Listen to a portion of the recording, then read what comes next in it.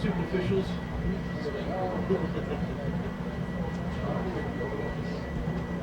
Good.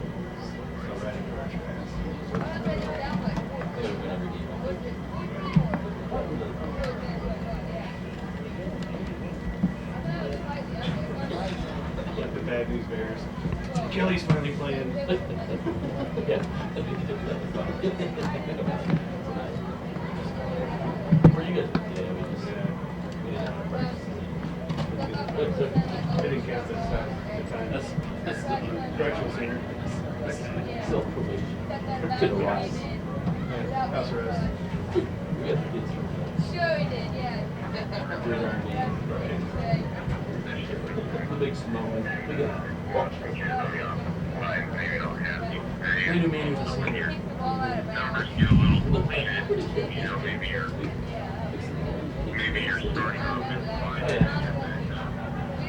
Recent foster kids of our head football coach. I think he's really. Is it? For a coach? Yeah, actually, the lease is for, I was talking to Scott about the foreign exchange students. Yeah. He said, foreign exchange students. Yeah, shades out.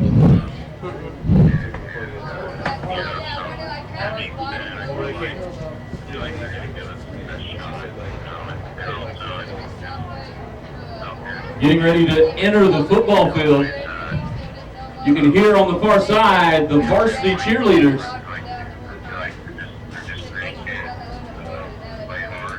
You just have a list of who they were and what they're riding and everything else. We'll have that.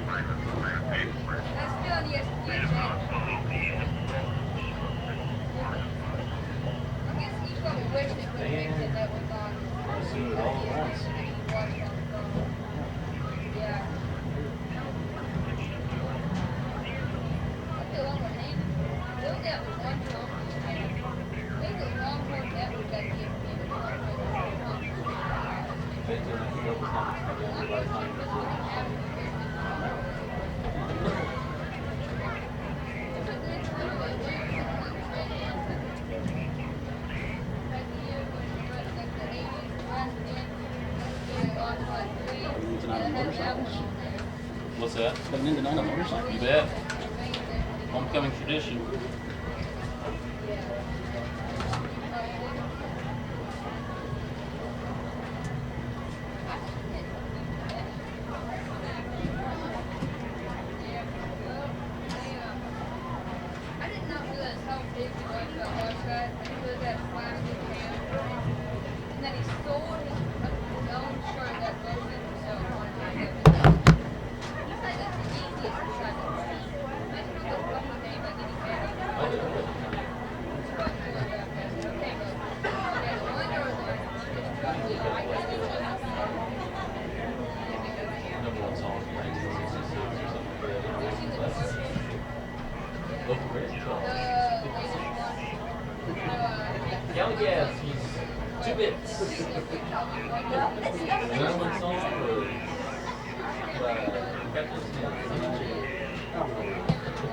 Earth, Wind, and Fire.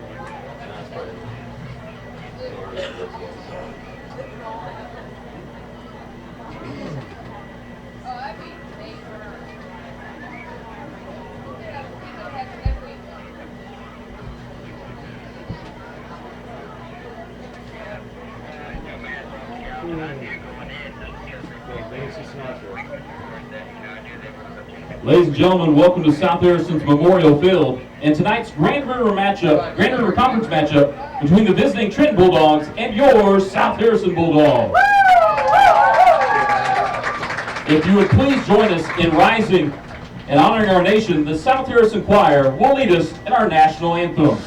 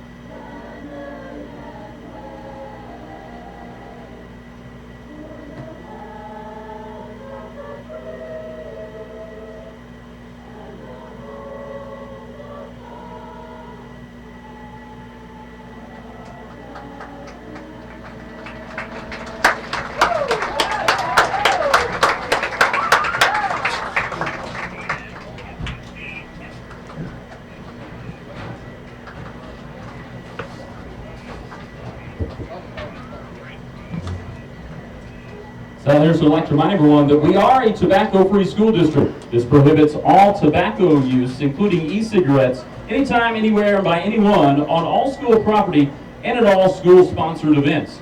Thank you for keeping South Harrison tobacco-free for the better health of our students, patrons, and visitors.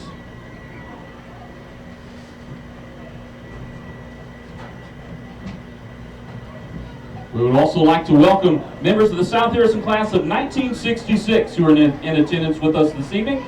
They're celebrating their 50th high school reunion. Welcome again to the class of 1966.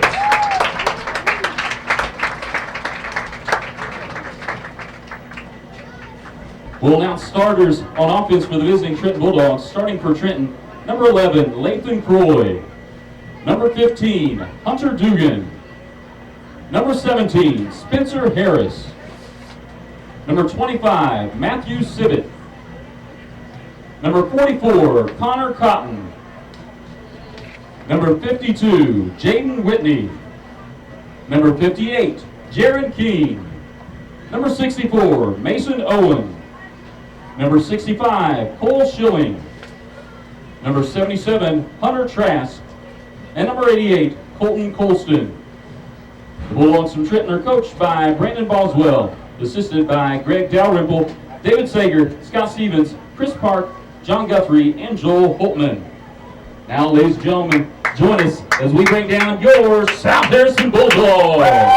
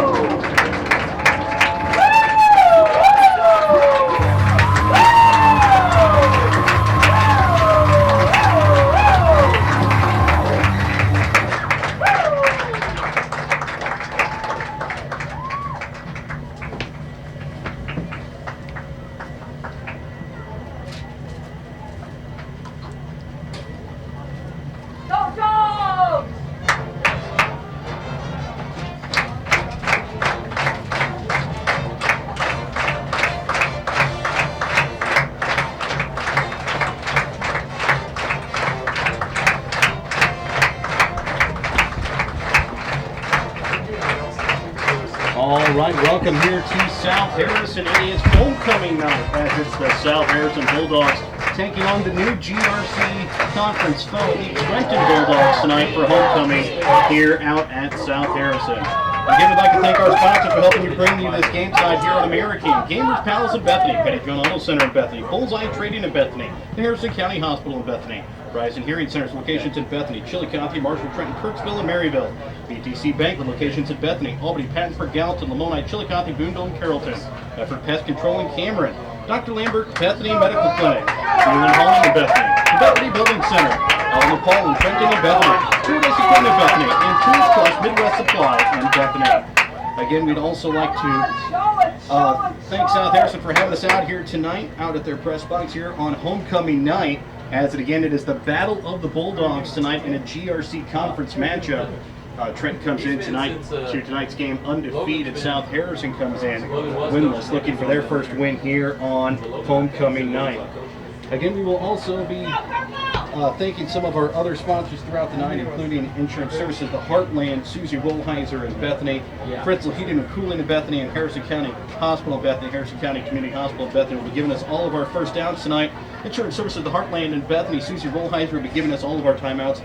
Fritzel Heating and Cooling will have our game time, temp and time whenever we are ready to kick off for you tonight here out at South Harrison. Trent will be coming out tonight in their white tops with black bottoms and black helmets. South Harrison coming out all purple.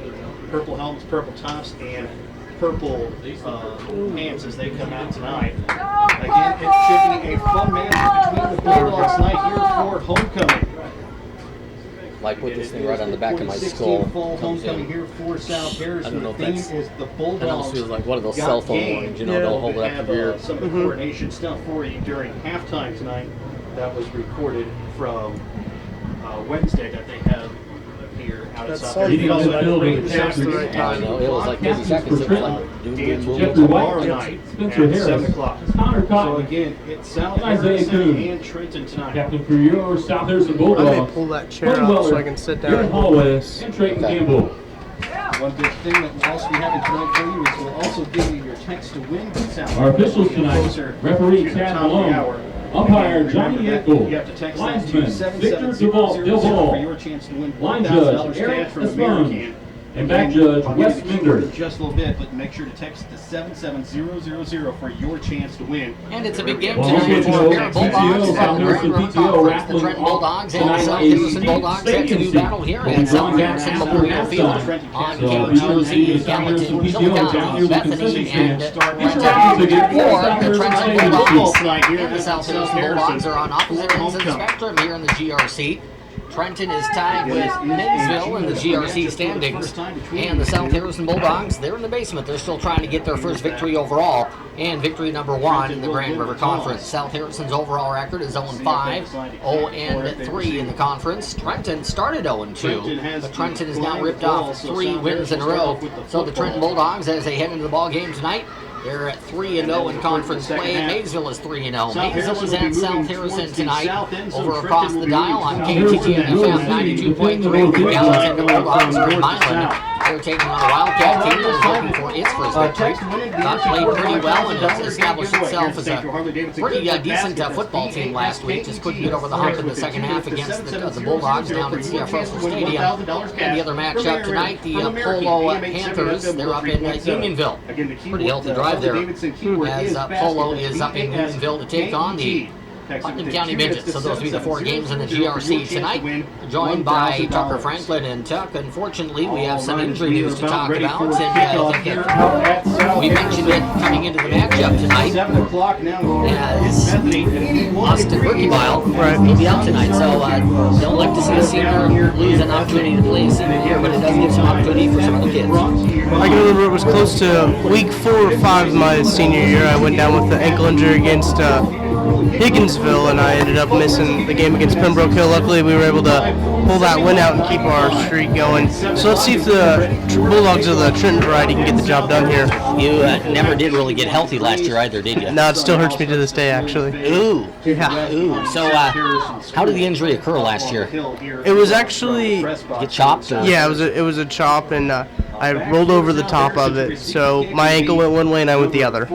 So eventually you might have to go into the doc at some point and say, I need this fixed up. Well, you get old enough to a certain point where they just say that's just what happens when you get old. It's just going to hurt. You're going to have to live with it. Yep. Trenton is going to be in the traveling white tops tonight with the black helmets, the white tee, and the black pants.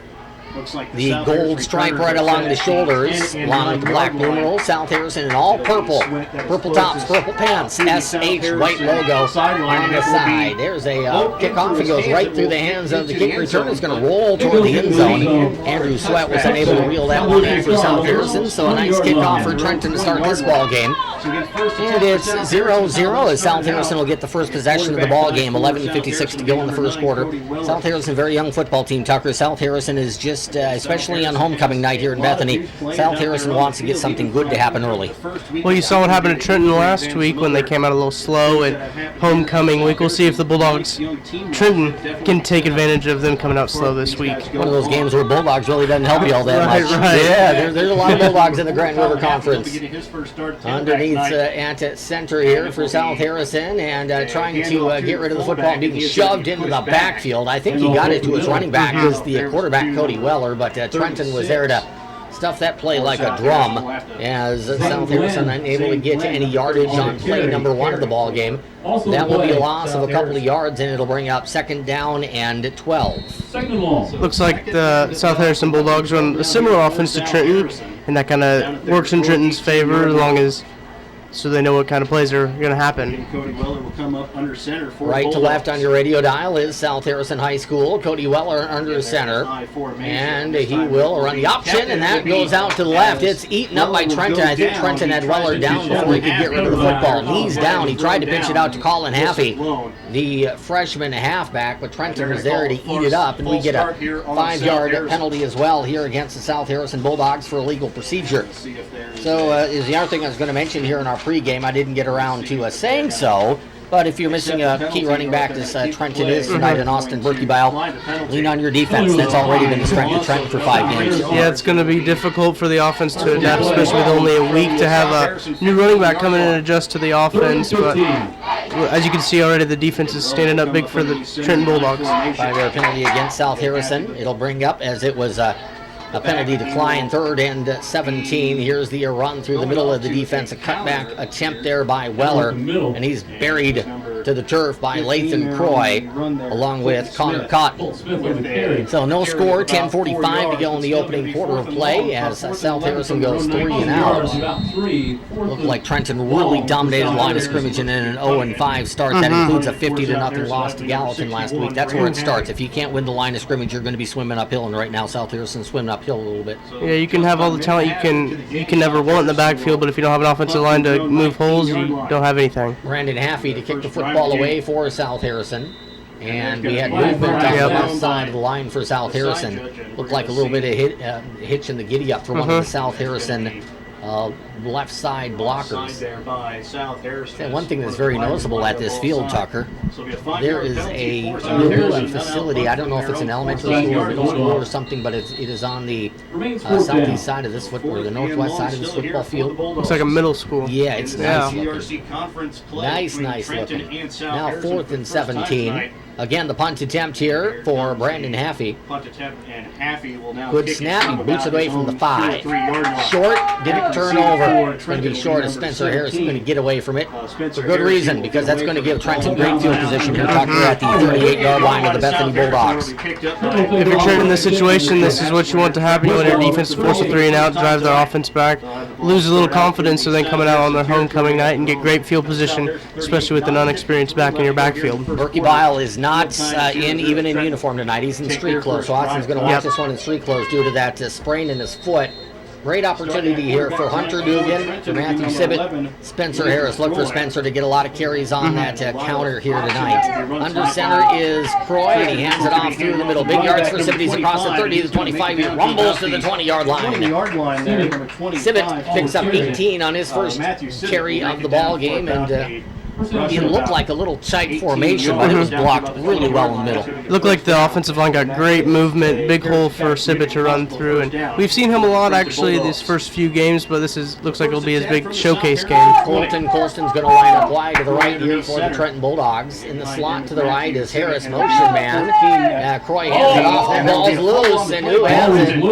Croy tried to dive on top of it. It's going to be South Harrison. We talked about it every week with Coach Boswell. He has to be just grinding his teeth to a clip over there. The fact that the second offensive play of the night, Trenton turns it over and it's on the same play that's bugged him all season long. Trenton just can't seem to get the handoff corrected there on the triple option. And it didn't even look like Croy had to pull the ball either. He just had a lot of indecision right there. You just got to ride the horse that gets you there. And that play right before just worked really well, so we'll see how the Trenton Bulldogs respond. So the South Harrison Bulldogs on a fumble on the handoff. Get the football. South Harrison has it first down and 10. Weller pitches it out wide, tries to back against the grain, and barely get it all getting back to the line of scrimmage is Colin Haffey, the freshman halfback. No gain on the play by Haffey. It'll bring up second down, and we'd be kind to call it 9.5, so we'll call it 9.5. 9:13 to go in the opening quarter of play. No score from South Harrison Memorial Field in Bethany, Missouri. On their second drive tonight, they're now at the 20-yard line. Coming up next week, this is where the games they start to have a little bit of intrigue with them, Tucker. Polo next week on the road. Maysville at CF Russell Stadium in 2 weeks. Love to see that game next week against Polo. Under center. Weller back to pass. A lot of time. Throws in the flat. Catch out of the flat for South Harrison High School is Trenton Campbell. Junior tight end just came out of the flat. Three-step drop throw into the flat. It was nicely timed and nicely done here by the young South Harrison ball team. It's a good idea for South Harrison here since they're seeing they're not getting anything on the run game. Or defensive line for Trenton is really dominating the ball. So go ahead and run a quick pass out to the tight end and get some yards there. It may be one of those games for Coach Wilhelm of South Harrison where you got to run it a little bit to keep the Trenton defense on it, but you got a guy who can shock it a little bit, and Cody Weller. Send some guys out there and see if you can move the ball through the air. As Weller hands that ball on the ground. Play. Ball is loose at the 29-yard line. I think South Harrison got back on that one. Close to getting that fumble recovery was Mason Owen of the Bulldogs, and Owen usually smells that football when it's loose. It actually looked like when Mason came up from that pile, he flicked the ball back to the ref, so I think they ended up giving it to South Harrison. So 7:55 to go in the first quarter of play. Between South Harrison and Trenton. As it's second down and 11, South Harrison just short of the 30-yard line. Weller with a single back behind him and Haffey. Trenton 5-man front. Weller back to pass. Looks left, throws left. Caught by Campbell. Campbell to the 30-yard line. Runs over Trenton. And with that effort over Hunter Dugan have a first down. It'll be close. It'll be close. I think that it's not going to pass the eye test, I don't believe, so we'll see if they'll... There's the first down marker. Well, what do I know? First down marker. I know you were looking at, it looked like his foot stepped out of bounds at about the 40.5-yard line, but I thought when the foot stepped out of bounds, the football was right across the 41. So first down for South Harrison, I formation backfield tight behind Weller. Weller with the handoff, banging through the middle and getting hard yards in the hard yard category, meaning no yards. Colin Haffey ran into a band of Trenton Bulldogs led by Mason Owen and Connor Cotton. Looks like Isaiah Kuhn is just plugging up that middle enough for the big dogs, Cotton and Owen, to get in there and make the tackle. This game looks like one, Tucker, that Trenton wants to be physical. And South Harrison, I think, wants to be physical, but I don't think they can match up physicality with some of the younger kids that they have. So South Harrison may have to get wide at Trenton and go a little bit more finesse. And especially with the history of Trenton's secondary not being the best, that could be the best option. It's been the Achilles heel, there's no question about it. Can't sugarcoat that. Here's a handoff for Haffey out across the 45 to the 46-yard line. I think it's an early bit, a little bit of a danger zone here. That Trenton started quickly. South Harrison's 0-5 and probably in a rebuilding mode, and South Harrison looked it for about 4 or 5 plays. Trenton turns it over, and it kind of looks like after that turnover, the Bulldogs juices, the Trenton Bulldogs aren't there right now. It's kind of a strange sequence of events that happened, actually. They give up a fumble and they give up 2 quick out routes to the tight end, and it seems like all the momentum they have was lost. Third down and a long 4 here for South Harrison from the 46-yard line, and motion for the snap. It was a 5-yard penalty against the Trenton Bulldogs. In the zone illegally was Cole Schilling. They got a neutral zone infraction there. Enough for a first down. The 5-yard penalty, South Harrison, as that was a 5-yard timeout. Well, and the same thing we were just talking about, Tucker. Everything started out great for Trenton. Trenton got all the breaks. It looked like, okay, this is the South Harrison team that lost by 50 at Gallatin. And Trenton gave a gift to South Harrison, and now Trenton's flat defensively. You can't be lackadaisical, as they say, with your opportunities that they get you. You have to take advantage of every opportunity, especially a great opportunity that Trenton had with the ball at their own 40-yard line, attacking the goal line. But so you know the coaching staff better than I do because you've been on the sideline. Right. Is this a chewing out session pretty much, for lack of a better word, out over on that far sideline? I don't know if they're getting chewed out quite yet. They just allowed a silly or defensive penalty, but it's a fire 'em up. Yeah, 50% fire 'em up and 50% guys, this is what you're doing wrong. Yeah. So it might be the fire 'em up, chew 'em out session for 10 seconds, and then here's how we do it. Yep. First down and 10 after the 5-yard penalty here for the South Harrison Bulldogs. 3 first downs in a row for South Harrison. Cody Weller, only a sophomore for the South Harrison Ball Club. He's going to be a good one for South Harrison. Yeah. Under center, takes the football, hands it off, getting a couple of yards. There is Colin Haffey. And the thing with South Harrison that you look at too, Tucker, is Haffey's a freshman. Not necessarily real young here as Weller. He's a sophomore. They're taking lumps right now. But they have ability, and they're going against kids that are bigger than they are and a little bit more mature than they are. They're going through lumps right now. Give it a year and a half, 2 years, South Harrison's going to be nasty. This year can definitely be a building and teaching and learning season for the South Harrison Bulldogs. Second and 8, South Harrison from just inside the Trenton 47-yard line. Weller back to pass, 4-step drop. He pump fakes, he throws near sideline, incomplete. From South Harrison, that throw is high. I'm going to that throw because Trenton Campbell, he looks like he's about 6'3", 6'4", and Hunter Dugan is not 6'3", 6'4". Hunter is what, about 5'6"? So there's a big-time height advantage over there on that 1-and-1 if Dugan is going to keep covering Campbell in this ball game. That's something you got to look for if you're the South Harrison coaching staff, is mismatches, because Trenton's not notoriously known for their size on the outside edges. Right. 11-on-11, South Harrison might be swimming uphill tonight, but if you turn it into a 1-on-1 matchup and find them, that's to South Harrison's advantage. Here's Weller, throws, there's that 1-on-1 matchup. Campbell against Dugan. Dugan makes the tackle at the 33-yard line, but it's 4 first downs now for South Harrison. And this is the danger that Trenton deals with. You can look at it if you're Trenton and say, a little bit of a slow start. Boys got to get their engines fired up. There are guys on the other side that are trying just as hard. And South Harrison's building confidence right now. Right, especially if you're Trenton, you don't want the team that's coming out from the homecoming game to get all riled up like they are. Absolutely. It's homecoming, so South Harrison's fired up for that. So Trenton's playing with fire a little bit here. 1st and 10, South Harrison rolled out to the right. As Weller turns the corner, and he gets bagged by Bulldogs. Weller, I thought, was going to get some yardage, but no, sir, said the Trenton front line. Jaden Whitney was there to meet him at the pass. No gain on the play.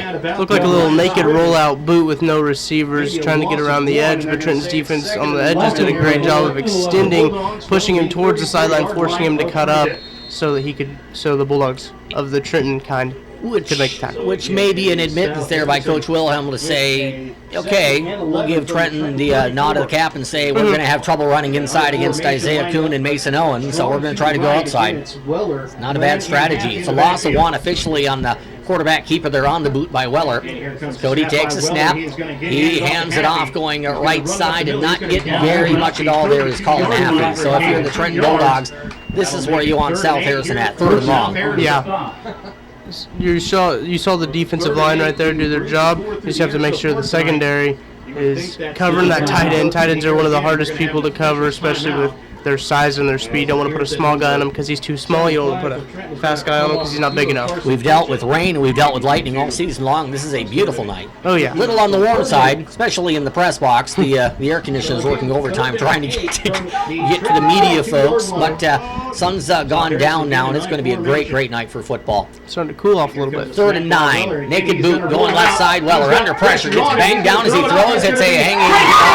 It's caught at the 22-yard line by Campbell. Campbell went up and grabbed that ball. He went up and over the Trenton secondary. Jeffrey White was over there. There's a flag down on the play before the ball got thrown. How do you like my instead of a duck, it's a goose. Yeah. It looked like a flailing goose. Well, it looked like a bird, I'll tell you that much. It did. It looked like a bird that had been struck in mid-flight. That's going to be a penalty against South Harrison. I got to think that was a holding penalty. Yep, it's a 10-yard variety. Mason Owen shot back in that backfield quick. He had to let the ball go, and I was watching Owen making sure that he didn't get any cheap illegal hit on the quarterback, but it all looked clean. But it looked like it was holding before the hit. You know, it's always a scary thing when you see it, but we've all seen a helicopter that's going down. Hopefully, when the pilot is, if that's happening, the pilot is already ejected. But when the helicopter's going down, it's going sideways and all kinds of funny stuff. That's what that pass looked like for the last 10 yards. It was sidewinding. But Weller got it there. Call back on the hold. 3rd and 21. South Harrison from the Trenton 45. Weller looks left under pressure. Throws up the seam. Caught at the 24-yard line. And to South Harrison's credit, Trenton hasn't been able to find a way to slow down one of the homecoming candidates tonight in junior Trenton Campbell. And Campbell's a big, long, lean, athletic type. South Harrison's throwing it up to him. They're using the advantage of Campbell being bigger than anybody Trenton has in the defensive backfield. Trenton's going to have to figure that out. I'm not really sure what they're going to have to do. They're going to have to be able to cover him, but I can't. You've got to run zones or something. You got to bring a safety over the top. You got to roll your coverage. You got to do something to stop him. 3 minutes and 35 seconds to go in the opening quarter. No score from Bethany. Now in the gun, it's Weller. Weller quarterback sneak, runs it through the middle of the play. That really surprised Trenton. He's down inside the 15 to the 14-yard line. That'll be a gain of just about 10 yards, close to another first down. That was a great play call because Trenton was really looking for ways to stop Campbell, and out of the shotgun, which was a different look for Coach Wilhelm, the quarterback draw really got Trenton off their game there a little bit. Yeah, it reminded me of a little bit of like a Mizzou draw play that they would run with Matty Mock, and I think even Drew Locke has ran it a little bit this year where they drop back and then automatically shoot towards the middle. It's a gain of 9, 2nd down and 1. South Harrison I formation behind Weller. Weller quarterback sneak. He runs the middle, gets the first down. Boy came up and put him down at about the 11-yard line, matching Lathan's number. But that'll be a gain of 3 and another South Harrison first down. And let's look at it this way, Tucker. It's a little bit different from last week because Trenton got the first possession of the ball game, or actually Trenton got 3 and out and then got the ball. So it's not the first possession of the ball game, but like Milan in the first quarter last week, South Harrison is going on a long drive that is chewing up clock. It really surprised me when I looked up at the scoreboard and there's only 2.5 minutes left in this quarter. So they've been really working the ball down the field, even though they've had a couple penalties that you think would be drive killers. They've recovered well. South Harrison's going to have to hustle, get rid of this snap, and there's the timeout for head coach Mike Wilhelm. The snap clock was down to 2 seconds. 2:26 to go in the opening quarter play. South Harrison no score. Trenton no score. We're back in 1 minute on Z 101.7. Today, visit Sushi Rollheiser in Bethany. We'll be back with more on American 103.7 FM and on NorthwestMobile.com in just a moment.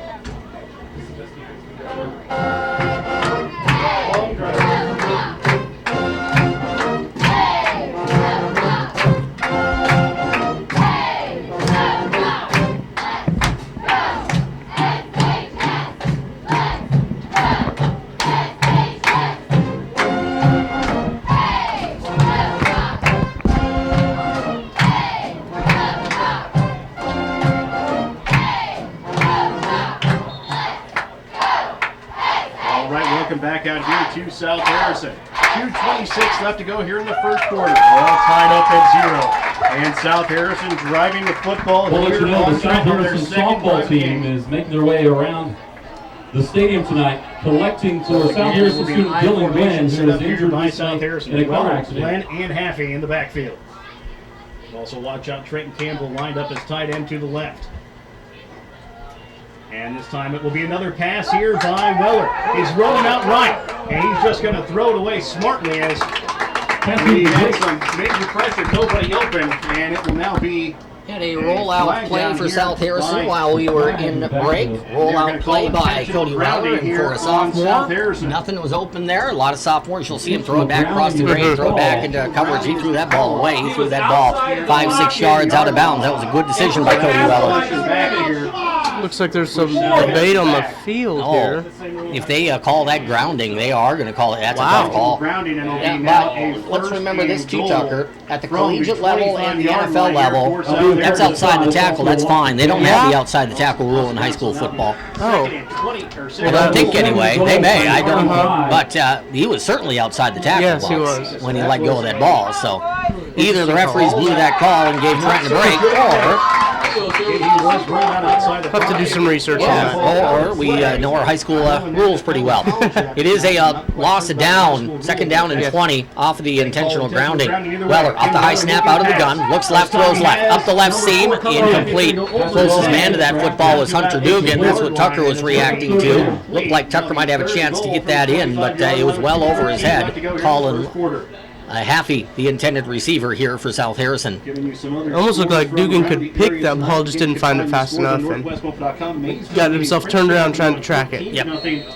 And also Gallatin over Milan at the moment, 7-0. Mid Buchanan over Plattsburgh. 2:13 to go in the opening quarter of play. Gallatin Bulldogs over on KTTN are leading the Milan Wildcats by a score of 7-0. South Harrison's in bad shape here. Third down and 20. Needing a lot of yards here from the 24-yard line.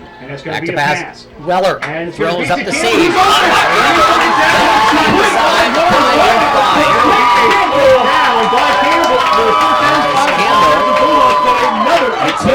Inside the 5. That is a killer play for the Trenton Bulldog defense. 3rd and 21.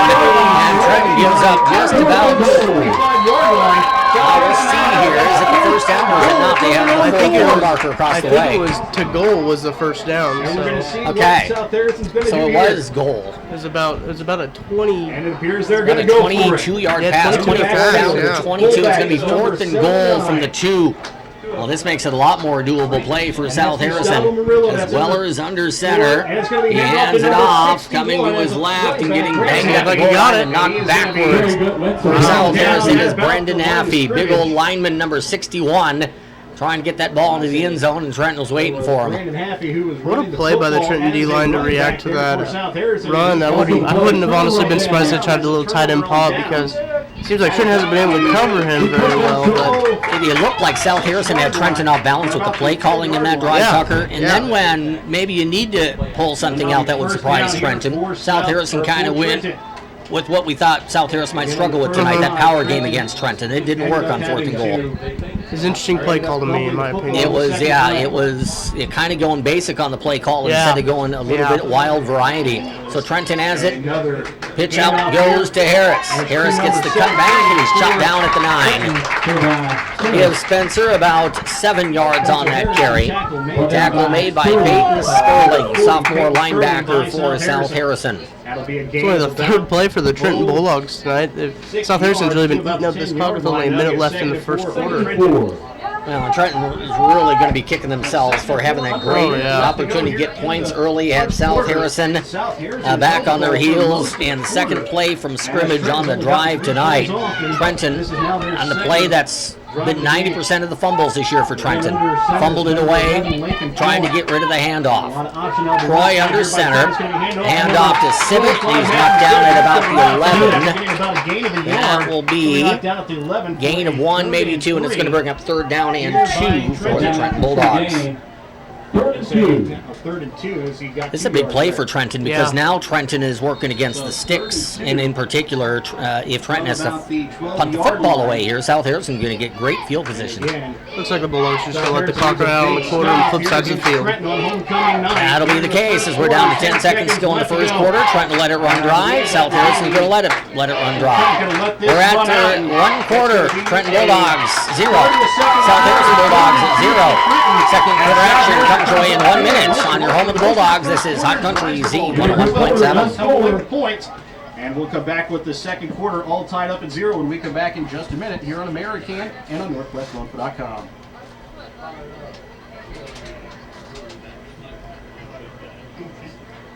I think I would think of this quick play, actually, like a good play. Because they think those guys get him on the end, get him on the end, and then we'll train the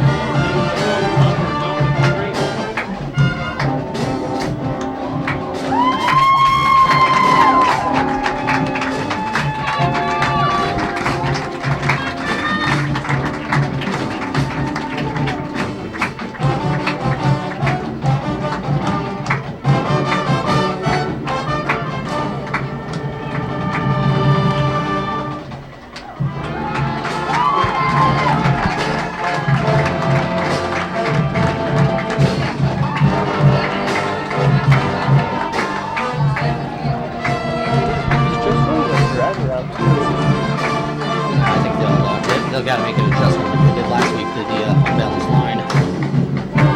Yeah. All right, welcome back out to South Harrison for homecoming night for South Harrison. Again, it's a big night for South Harrison. Held the ball for most of the first quarter. And Trenton Welcome back to South Harrison Memorial Field in Bethany, Missouri for Grand Conference football. The Trenton Bulldogs and the South Harrison Bulldogs no score. 12 minutes go up on the clock, and the Trenton Bulldogs now moving from left to right on your radio dial, or from right to left, I beg your pardon. Trenton faces a 3rd down and 2. Big play here on the first play of quarter number 2. Junior quarterback laid from Croy. Hands it off, and Simmons has room. He cuts it left side and finds a seam at the 30. He's spun down at the 34-yard line. Maybe another touchdown saving tackle, but it was an important tackle for Jesse Jennings, a sophomore D lineman for South Harrison. It may have been a touchdown saving tackle because Trenton had the last man on the field there for South Harrison, Cody Weller, blocked pretty effectively down at the 45. So 35-yard It looked like a great play from Matthew Sibbett. He was really shifty. Heard me ooh and all out there as he was running. He had a good move to get past 2 defenders. 11:40 to go in a scoreless first half of play as Croy hands off the football. And that's the 35 to the 37-yard line. That almost looked to the naked eye like there was fumble potential on that. They didn't put the ball on the turf, but it's a gain of 3, and it'll bring up 2nd down and 7. I'd Like to see the Trenton Bulldogs pull something out of the hat here. Try to run a little quick slant or something to expose the South Harrison secondary. Temperature about 80 degrees, maybe a little bit north of 80. There's no wind at all to speak of at Bethany tonight. A calm night and kind of a night where the heat's just kind of sagging on the field a little bit. Naked boot out to the right side here for inside the block 3. He spins out of the tackle and he's down. Roy is sacked on 2nd down and 7 all the way back at the Bulldogs 32-yard line. Trenton going through some first half laws here, Tucker. You know, I don't know if there's much excuse for that. I mean, it just didn't look like there was great protection. Downfield looked like they had some open guys, but the South Harrison line just came out faster than the Trenton offensive line did, and they just got through to Croy before he could let the ball fly. I'll say this, too. There's really no way to tell what the sideline is like for Trenton. It's too far away from us. I'm trying to get a read on it. We can see what's happening with 11 on the field, and Trenton's having some struggles there, 3rd and 13. Croy hands the ball off to Harris. Harris is being chased by South Harrison Bulldogs. Breaks a tackle, and he spins into the secondary, close to the 1st down as he spins his way to the 45-yard line. I tell you what, Tucker, it's not going to be a 1st down. It's going to be about a half yard short. That was a great effort breaking at least about 8 or 9 tackles by Spencer Harris. 4th and a half yard. I'd be really tempted to go for this if I were Coach Boswell. I think you have to with how well you've been running the ball today, and there's no choice. 4th and a half yard from just inside the 45-yard line. Lakin Croy leads the Bulldogs under center. Quarterback sneak, and he gets it. Yeah, huge push from the middle of that line. That would be Tucker Franklin territory from last year. This year, it's out front blocking Hunter Trask. sophomore. Did you take him under your wing as a freshman last year? You know, I always told Hunter that he had the body to be great. I told him he just had to put in the work, and he has this year. Trenton Bulldogs pick it up on 4th and short off of a quarterback. 1st and 10, Trenton off of the successful quarterback sneak. Ball at the 47-yard line. Motion man is there. It's back to pass. Croy, 2-step drop, throws in the flat. Incomplete. Good strike on the play. Colton Colston by the defensive back of South Harrison, Jack Rice. Rice came up and hit Colton right between the 8 and the 8. That was a good football play all the way around. Colton wishes he could have brought that one in, but that was a perfectly timed hit to separate Colston from the football. It really was. It was a great play call by Trent to try to catch South Harrison off their heels. Well executed by Croy to deliver a pass right to Colston, and a great hit by the defensive guy back there. Next week, Trenton at Polo, 7 o'clock kick. Week after that, Trenton hosting Maysville. Week after that, Trenton at Gallatin. Conference title up for grabs between a handful of teams. There's a pitch going wide to Jeffrey White. He's in the corner and he has the sideline. He's down the sideline to the 30. Explodes to the 20. And he's gone. Speed from Jeffrey White. And Jeffrey will go 52 yards for a touchdown. We know that the Bulldogs don't have the speed generally that they do last year. They had some speed there. Jeffrey White looked like a comet going down the far sideline here in Bethany to get Trenton on the board with 9:10 to go in the second quarter. I watched the outside edge over there by that Bulldog sideline as soon as Croy turned around to throw the ball, little pitch to Jeffrey White, and it seemed like they had that seam well. And he was gone as soon as he turned the corner. That was just blazing speed down the side. That's when you see the end zone, and you're not cutting. You're just running as hard as you can in a straight line, and Jeffrey White just flew away from the purple. Here's the extra point by Mason Owen. It is up. It is good. 9:10 to go in the second quarter of play. Trenton 7, South Harrison no score. We're back with the South Harrison possession in 30 seconds on Z101.7. Drive, and we come back in just a moment here on American and NorthwestNorfolk.com.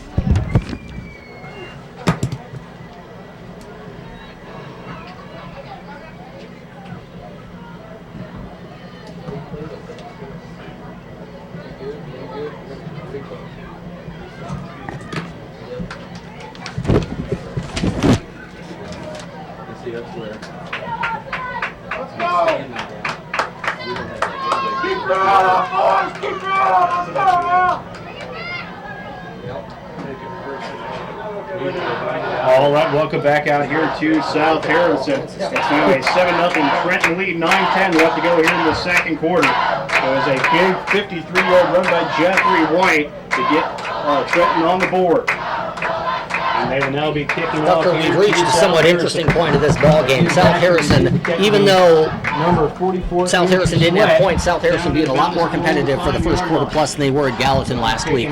Now South Harrison gets behind, and you wonder if South Harrison's youngsters, they've been playing hard. I know Coach Wilhelm is saying that, but if they hang their heads at all and say, here we go again, we'll see what happens here, because now that South Harrison has given up points, the response from the Bethany kids is going to be a major factor here in the second quarter. It's almost like how Trenton Milan was last week. We'll see how they respond. Here's the kick by Owen, high end over end. It's driven down to the 5. Caught there by Andrew Sweat. Looking for the seam, and he's going to be knocked down short of the 20. Maybe he got to the 20 after getting a yard or two after first contact. Special teams tackle made by Carson Radcliffe. Kind of thought we'd see a little bit more Carson, but not quite yet offensively. We do expect to see the sophomore get a little bit of playing time here tonight, especially with Berkey Bile out with a foot injury. He was actually his main backup coming into the season. He played for him when he came out of the game last week. We see Matthew Sibbett getting the ball this week for the Bulldogs and up the middle, and he's done a great job so far. It's all good as far as, Matthew Sibbett seeing the football. He's a sophomore, so you see a lot of kids seeing their first really significant Friday night time here for the Trenton Bulldogs. There's almost intercepted ball. It was intercepted out of the shotgun. No way.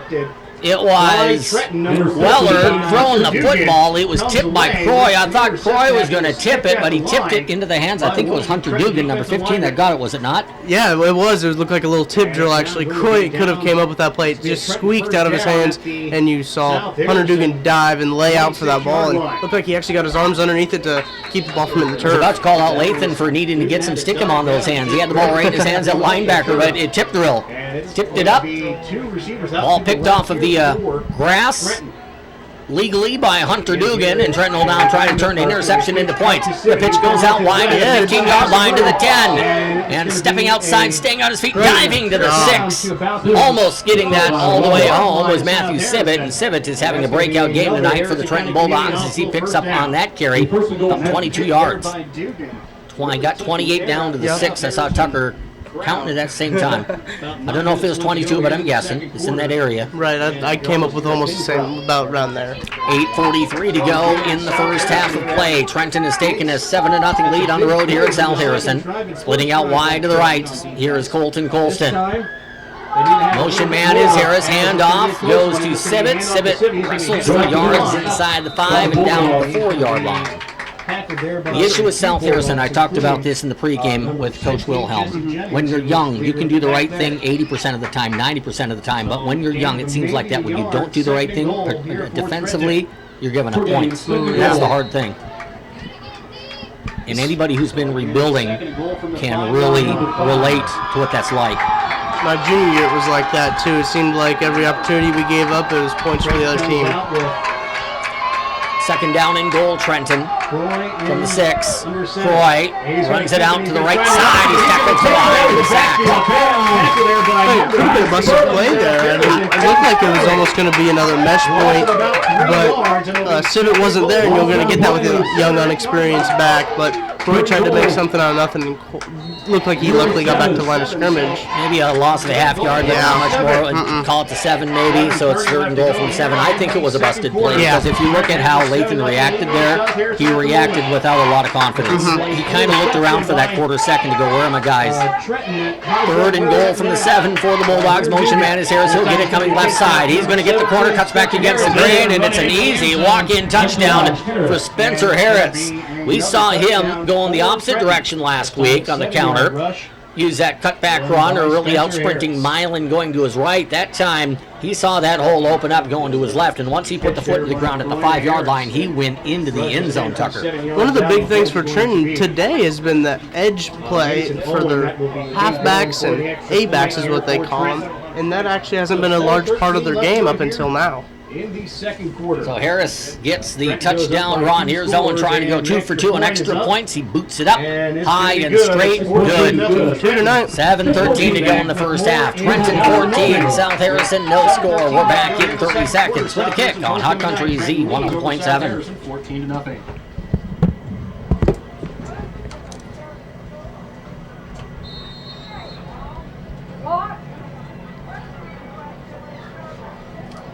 Official timeout.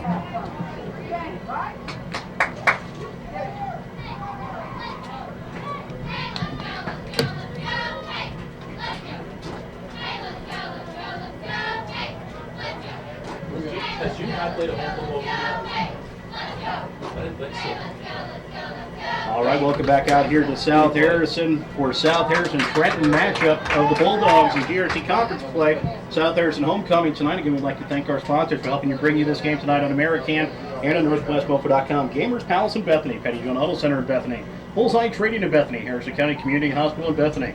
Along with Tucker Franklin, color analyst tonight. We're on KGOZ TV. Just go look up YouTube and then go look for our KTTN radio channel, and you can find live video. And the best thing about the video tonight, Tucker, is right about the time that we kicked off, that sun, which was nasty in our eyes from about 6 to 7, it almost, in the case of 5 seconds, the sun went from in our eyes to behind the school. And it's been beautiful ever since. It was nasty too. I walked in here right when I got here around 6 o'clock, and the sun was shining. It was glaring on this plexiglass we have in front of us here, and you couldn't see the field at all. And I was worried about the game happening, but as soon as the sun set, it turned into a beautiful night. So Trenton with 2 touchdowns in 2 minutes and 7 seconds. The tipped interception was big in getting Trenton the football back. Hunter Dugan able to pick it off, and it looked like on that pick, it looked like the young quarterback Weller. I think Croy might have read his eyes. Yeah, he stared down the receiver. Telegraph. Here's the kick by Mason Owen. Drives that one. Mason's getting pretty consistent. Hit the ball straight and far. Here comes the kick return for South Harrison. Getting some yards. Then getting drilled at the 30-yard line by Mason. Mason Owen. Wow. I got to give some credit there to Andrew Sweat. Sweat is a freshman. I haven't seen all of South Harrison's games, obviously. I don't know if he's been hit like that in 6 weeks. He got walloped by Mason Owen. Wow. Right at the 30. You know it was a wallop because Tucker reacted to it. And Tucker doesn't miss his football as much right now as he did a few weeks ago. Ever since I started playing rugby, I appreciate those hard hits even more. It's a clean hit. Yeah. Right on the hip. Yeah. There's a snap that goes right through the hands of Weller. He'll chase it down and pick up the ball. Got to get out of the way of the referee. He does. He's to the 29-yard line, 30-yard line. He 32-yard line. Was there a flag on the play? Colton Colston lassoed Weller into the South Harrison sideline there. I don't think it's a flag. He had contact before he went out of bounds. He was just following through with the play. Here's the issue. Yeah, the contact was well in bounds, and even when he spun him, it was still in bounds, and now they're going to get a illegal block in the back called against South Harrison. The Bulldogs from South Harrison.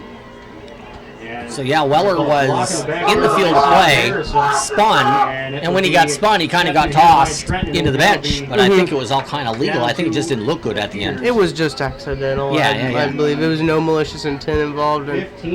So it looks like they're actually going to be called for a block in the back and moving back 15 yards. And that's one of those things as a freshman, too. You usually see an experienced quarterback when they bobble a snap, they fall on it.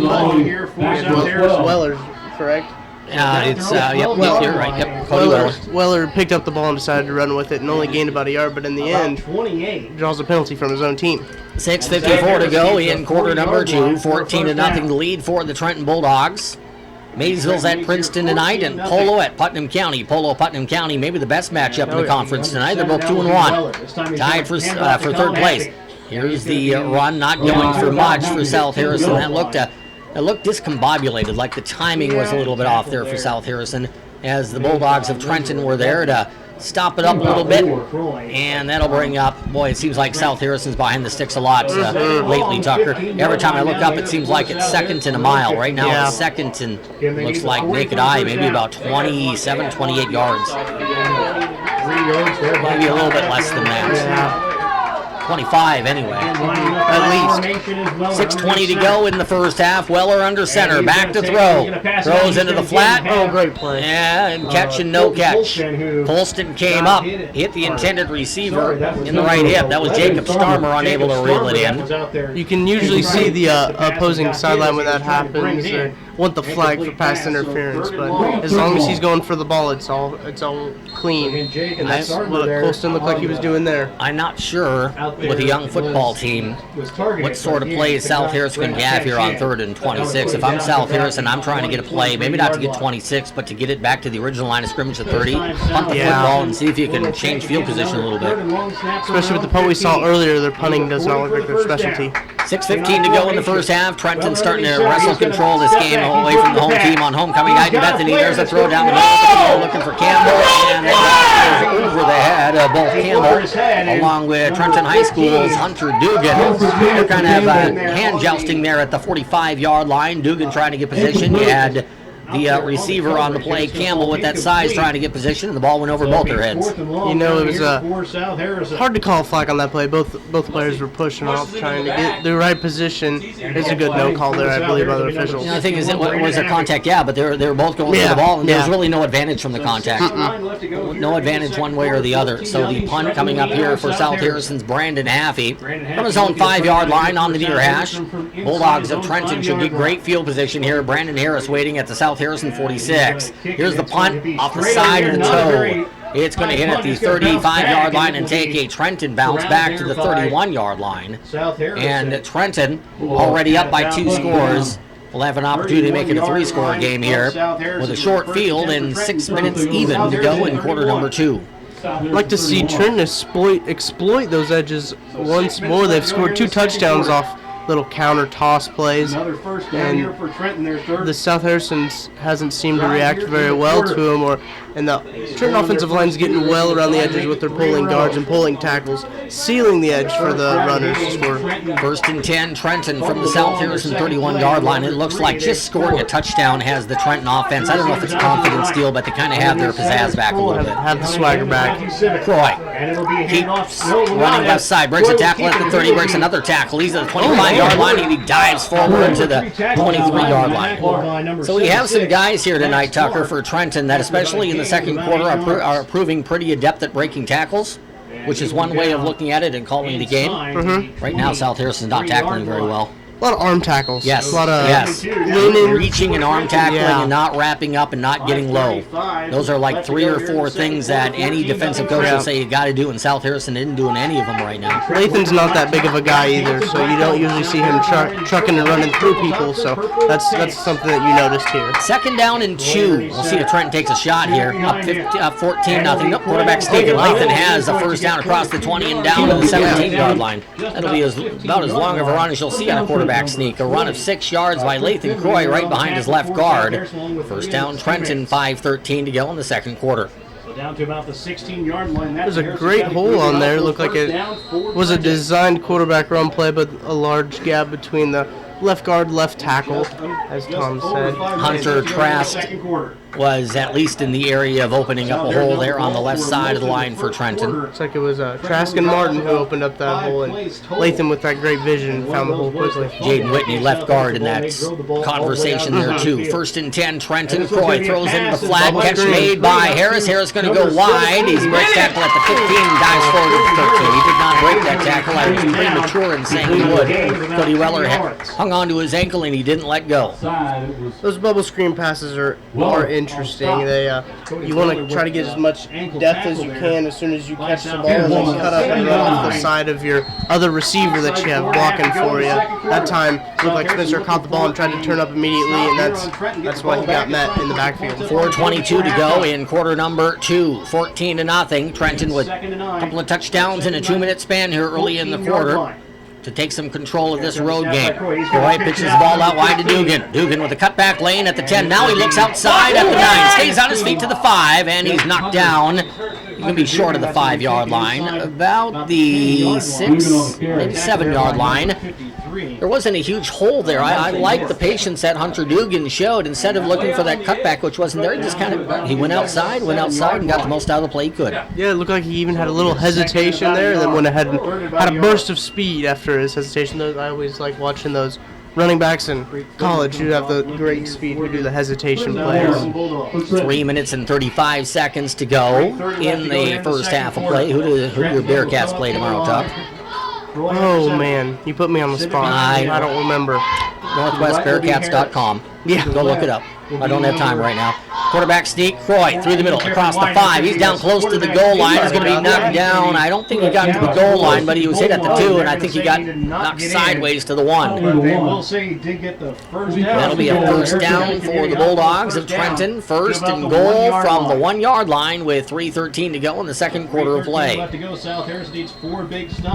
The more that this score holds, Tucker, the more that we've been kind of weak in the media. This is one of the things. We in the media can do this. Football players cannot. We can look forward and look at big games. Yeah. Polo and Maysville continue to look like giant, massive games for Trenton the next 2 weeks. You know, we circled those games at the beginning of the year, knowing that they were going to be big and just shaking out that way.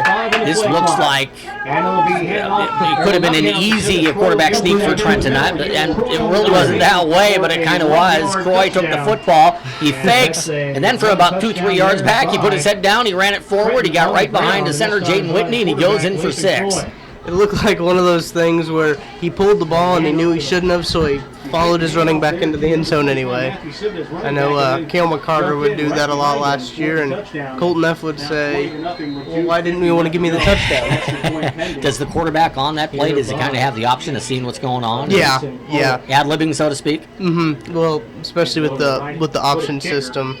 Happens a lot. For him is number 17, Spencer Harris. The kick by Mason Owen. It is on the way, leaning a little bit right inside the upright. Kick is good. 2:50 to go in the first half. The score: Trenton High School 21, South Harrison High School 0. We're back with more football in 30 seconds on Hot Country Z 101.7, KGLZ, Gallatin, Chillicothe. You guys are undefeated, aren't you, Junior?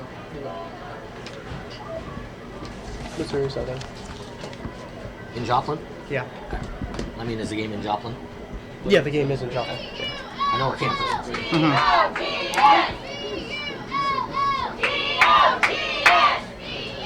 Good eighth grade class. Oh, and you got. I was like, Braden got hurt. That kid's a hawk. That kid's here in 6th grade.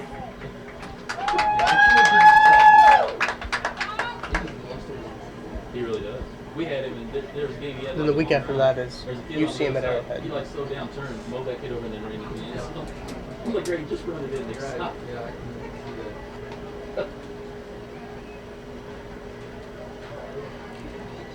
Spend all of our time here talking about Northwest all the time when it comes to Division II football. Scotty Stevens on the Bulldog staff is a Truman State grad. He would want some Bulldog love from school in Kirksville. Missouri Western is not that far away, but Tucker is a freshman at Northwest, so we talk about Northwest because it makes Tucker feel at home.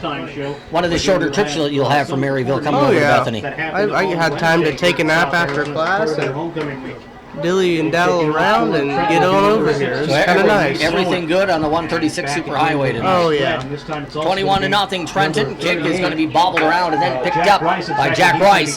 He's across the 25-yard line and then banged backwards by Trenton right about the 26-yard line. Well, we're talking about coaching staff alma maters. I know Coach Boswell actually played football at UCM in Warrensburg, and he also played at MOO, Missouri Western. MOO. That's what we call it in the Ville. And he played his high school football. We'll whisper this. He's a Hornet. As their trail 21-0. Hornet coaching the Bulldogs. I still think he's that would make the Sugar Bucket game that would give it a natural storyline. That would be pretty awesome. 2:45 to go in the second quarter. Weller from the gun. Has the snap, throws down the far sideline, incomplete. We've seen this now a couple of, this game is reminding me a little bit of the Milan game last week, Tucker. Milan caught Trenton with a look that Trenton wasn't ready for, and I don't know if the Bulldogs were ready or not for the look of Trenton Campbell getting about 5-6 catches, but Trenton Campbell's not open anymore. Trenton's adjusted to that. Yeah, well, South Harrison has actually spread them out, look like almost a Mizzou offense, just a normal spread, and it looks like Trenton's actually more prepared for the spread than they were for the tight end drag routes. 2:40 to go in the first half. Quarterback snake through the middle, breaking to the outside and getting to the 41-yard line for South Harrison. Picking up a couple of yards on the play is the quarterback Weller. Jaden Whitney in on the tackle. It'll be third down and just about 8. The most important thing that South Harrison's going to do with this young team over the next year and a half, Tucker, weight room. Oh yeah, weight room. That's a big thing for any team. If you talk to any successful teams, Maryville, your LeBlons, your East Bucks, those guys are in the weight room all the time. 2:05 to go in the first half. Trenton is looking for a stop on third down, and South Harrison will talk it over on a timeout. It's 21-0. Trenton with the lead. We're back in 30 seconds. This is Hot Country Z 101.7. Today visit with Susie Rolheiser in Bethany. We'll be back in just a moment here on American and NorthwestMenfo.com. How many kids you got on there? Okay. Probably gets, I don't know, 10 to 15, 7th graders probably next year. Because there's some kids that aren't out, that I'm pretty sure will come back next year. I think we got a few kids. It doesn't cost so much to play for some kids at the youth level, $125. Well, because you get your deposit back if you want to, but like I just rolled mine over each year, so that it only costs like $50. I think $75 this year. You pay $50. Welcome back to South Harrison Memorial Field in Bethany. Big football weekend. I don't know if I describe the Mizzou football weekend is a big one. They should win big Yeah. over Delaware State. I was kind of doing some studying on Delaware State. That doesn't look like a real good football team, but that's why they play the games. That'll be the game tomorrow at 3 from Columbia. Here's Weller looking down the near sideline. By Trenton, but getting the call as he was knocked down there was the wide receiver for South Harrison, Trenton Campbell.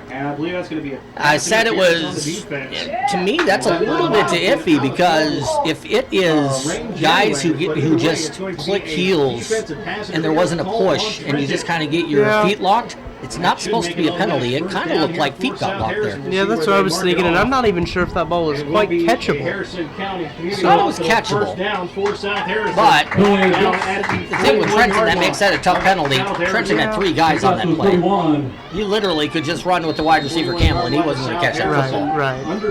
But once he went down, and I didn't see a push involved, 15-yard penalty against Trenton, first down, South Harrison. Just an unfortunate penalty. South Harrison will have 1:59 to go in the first half. Weller looks right, throws, and the ball almost picked off somehow. It got back into the hands of Jacob Starmer.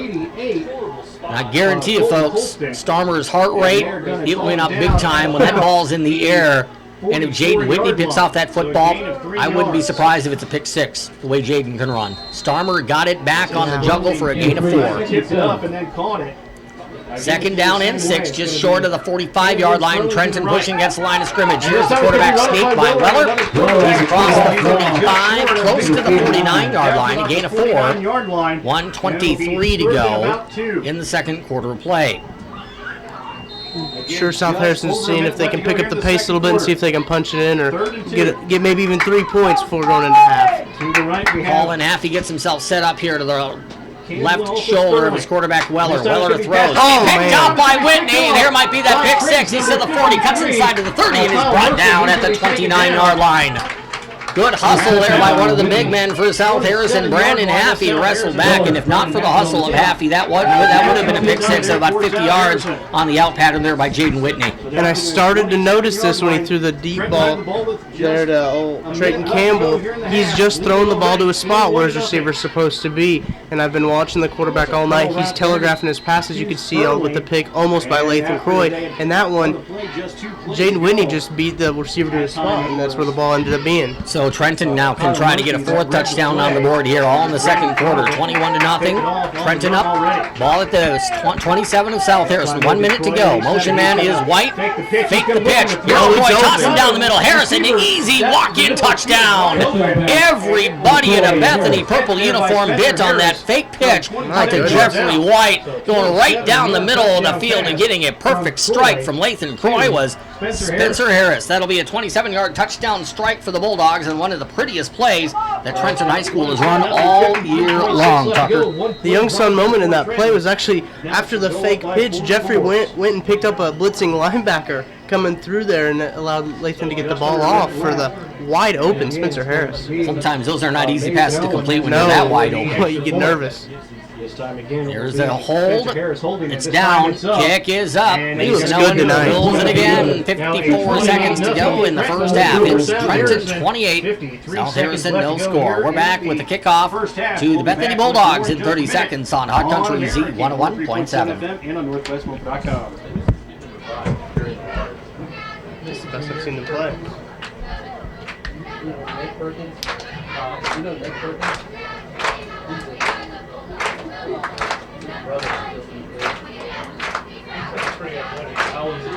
He's a freshman. Well, he's in my freshman class.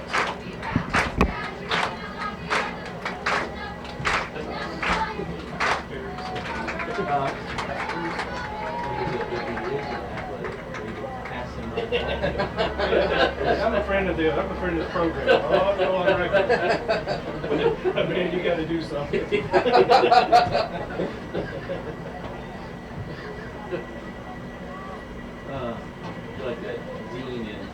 54 seconds to go in the first half of play.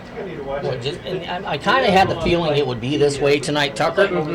But as long as South Harrison kept it at 0-0, I don't know if it was a danger zone, but South Harrison keeps getting confidence.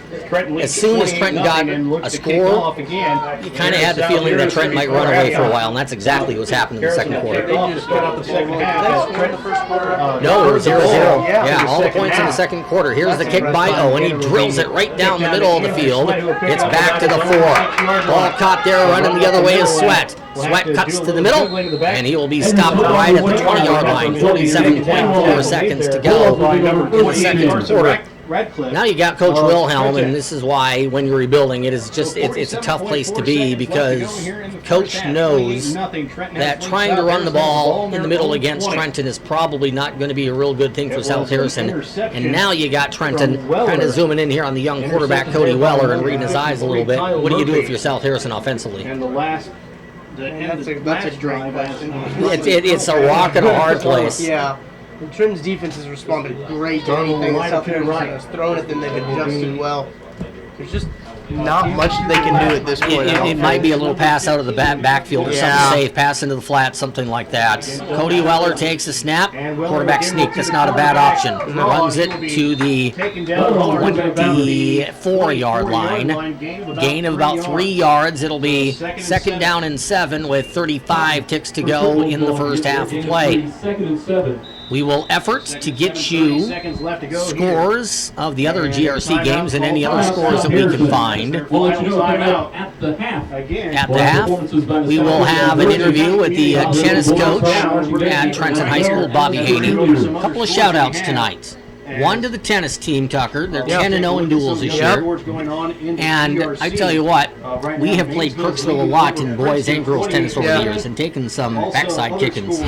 And we got Kirksville last night 5-4 in girls tennis. 10-0. Trenton has the number 2 seed behind Maryville in team districts next week. So Trenton has a bye in the first round, and they will play probably the 3 seed. I'm not sure who it is. It might be Cameron. Not sure, but that'll be Tuesday, 4 o'clock at THS. If Trenton wins that, they'll likely have a trip to Maryville. And I'm going to see if Tucker can go over there, since he's in Maryville already. And at least wear black and gold and root on the girls. The other shout out tonight, and why not? It's a new conference, and it has a new softball champion, and they wear black and gold, and they go by Lady Bulldogs. Trenton won the GRC championship last night with a 3-0 win over Stanberry. Good luck, girls, as they will be bright and early tomorrow heading to Centralia, Missouri in the Centralia tournament. Trenton plays Hallsville in the quarterfinals at 10:45 tomorrow morning. I can hear the softball cheering all the way from Maryville up there, so congratulations to the softball team. 30 seconds to go in the half. There's a screen pass. Another good option for South Harrison. Pass into a flat and out of bounds at the 36-yard line is Colin Haffey. You know, screen pass didn't even enter my mind. That's why the guys on the sideline are doing what they do, and I do what I do, because that's another good safe play call for where South Harrison is right now. You know, I'm not going to lie to you, I almost said screen pass, but I thought that Trenton's offensive line would be so explosive off the ball that they couldn't handle it. Did you see the tweets I sent out after the girls had won last night? The party bus one. Yes. Yeah. And there was a party bus company in Los Angeles that apparently has party buses if you're in the City Angels and you're running around Hollywood and every place else, and they tweeted it. So I had to get the swagged out party bus picture and say, apparently this is the instead of the inside of the Trenton school bus, this is what the party bus looked like. Back from Stanberry. And they deserve it. They're 18-0 and they are champions of the Grand River Conference. Next softball broadcast, Z101.7 will be Monday night. Marceline at Trenton, 5 o'clock, first pitch. Trenton has 3 games they're going to try to win tomorrow against really good competition. If they can do that, they'll go 21-0 and win the Centralia tournament. And we'll see what happens with the tournament tomorrow.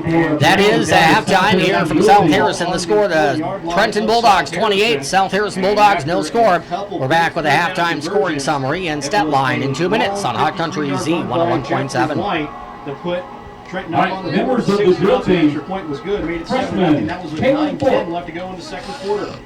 Pierre Shelby, sophomore member Haley Van Horn, Was a junior members Alexis Wilson, Cody Weller, Gabby Stewart, a 7-yard run by Spencer and Allie Harrison Hoyle. and put Trenton back up, and it was that Senior 14 members, was 17 Cassie left Ellis, to go in the quarter. Emily Doty, Later Skylar on, Reagan, South Harrison had to punt the and ball. Georgie Trenton got the ball Johnson. back. Inside The drill team was 40-yard coached by line, South Kelly Russell, Harrison choreography down by to the Allie goal Hoyle line, and Gabby and from Stewart. 1 yard out, Lathan Croy ran it in and made it 20-0. Extra point was good. Made it 21-0. That was with 2:50 left to go in the second quarter. And Trenton got the ball back again off of another big interception by Trenton off of Cody Weller on a curl round out to Jacob Starmer. A nice read by the Trenton defender, Kyle Murphy, and down to about the 33-yard line on the first, or down to the 27-yard line. First play from the drive was a 27-yard pass from Lathan Croy to number 17, Spencer Harris, and that made a 27-0. Extra point was good. That's where we sit now, 28-0 at halftime. We'll be back with more after the Penny John Auto Center halftime show, and we'll go over some of the events from Wednesday's coronation at South Harrison. We'll have that coming up for you in just a moment. Again, we'd like to thank our sponsors, Gabriel Palace of Bethany, Penny John Auto Center of Bethany, Hills Line Training of Bethany, Harrison County Community Hospital of Bethany, Horizon Hearing Center locations at Bethany, Chillicothe, Hartsville, Trenton, Kirksville, and Maryville, BTC Bank locations at Bethany, Albany, Paxton, Gallatin, Pomona, Chillicothe, and Boonville, and Carrollton, Pest Control and Cameron, Dr. Lambert of Bethany Medical Clinic, Glen Holling in Bethany, Bethany Building Center in Bethany, Eldon Hall in Trenton, Bethany, Forest Room in Bethany, and Tools Plus and Midwest Supply in Bethany.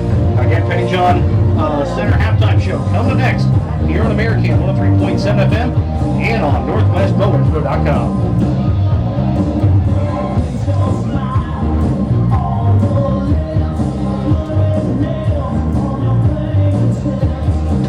Welcome back to South Harrison High School. One of my favorite bands of all time, Bon Jovi, being played as the South Harrison dance team entertaining here on homecoming night in Bethany. This is just one of the coolest songs ever, isn't it, Tucker? You know, I don't think I'm as much as a Bon Jovi fan as you are. It's before your time, apparently. I'm going to feel really old in saying that, but we'll find out Tucker's musical taste here, apparently, by the end of the season. He poo-pooed that idea. 28-0 is the score as Trenton opened the scoring in the second quarter. 9:20 left to go in the first half. 52-yard run down the far sideline, blazing his way to the goal line with Jeffrey White. And 4 for 4 extra points tonight thus far for Mason Owen. 7-yard touchdown run by Spencer Harris on the cutback made it 14-0 with 7:13 to go in the second quarter. That was set up on an interception by Hunter Dugan of Trenton. Croy scored from 1 yard out with 2:50 to go in the first half, and Croy to Harris on a fake pitch and throw to the wingback with 54 seconds to go in the first half makes the halftime score 28-0. So Trenton looked a little bit vulnerable there in the first quarter. They'll want to, the second straight time against a winless team that Trenton's come out flat in the first quarter. They'll want to fix that before going to Polo next week, but the second quarter seems to have fixed a lot of the foibles that Trenton had over the first 12 minutes, Tucker. Yeah, and I can't believe they scored 28 points in a quarter. That's pretty impressive no matter who you're playing. Well, Trenton got momentum going, and here's the other thing. Trenton got 2 turnovers. Oh, yeah. Turnovers will kill you. Yeah. They killed South Harrison in that second quarter. We almost forget about that. The Bulldogs had a fumble. Trenton Bulldogs had a fumble right at the beginning of the game. It was almost like it didn't matter. It was turned into about a 7-yard drive, but not points. No. And that was big. Yeah. That was a huge stomp at the goal line for Trenton that we kind of forgot about, but that was very, very big. What do you have for individual stats? I'm working on rushing stats for South Harrison right now, so I'll get those back to you later. But Colin Haffey right now passing 7-for-14 with 2 interceptions, 86 yards through the air. Very impressive for the freshman this year. Lathan Croy for the Trenton Bulldogs is 2 for 3 through the air, 28 yards passing, 28 yards rushing with 2 touchdowns, 1 on the ground, 1 on the air. Matthew Sibbett has 70 yards on the ground with... No, he didn't have a touchdown. Take that back. Spencer Harris has 26 yards and a touchdown. Take a 1-minute break, and after this timeout, we will talk with Trenton High School girls tennis coach Bobby Haney. That's next here on the halftime show from South Harrison. This is your home of the Bulldogs, KGLZ, Gallatin, Chillicothe, Trenton.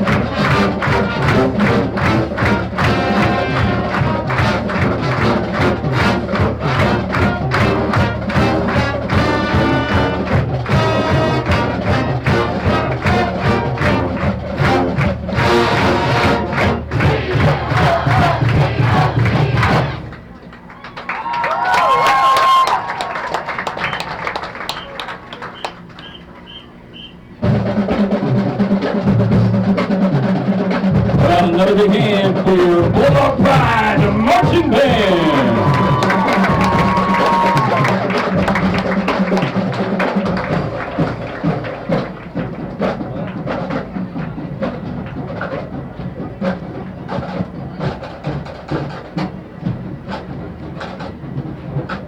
All right, up next is going to be a performance by your South Harrison varsity cheerleaders.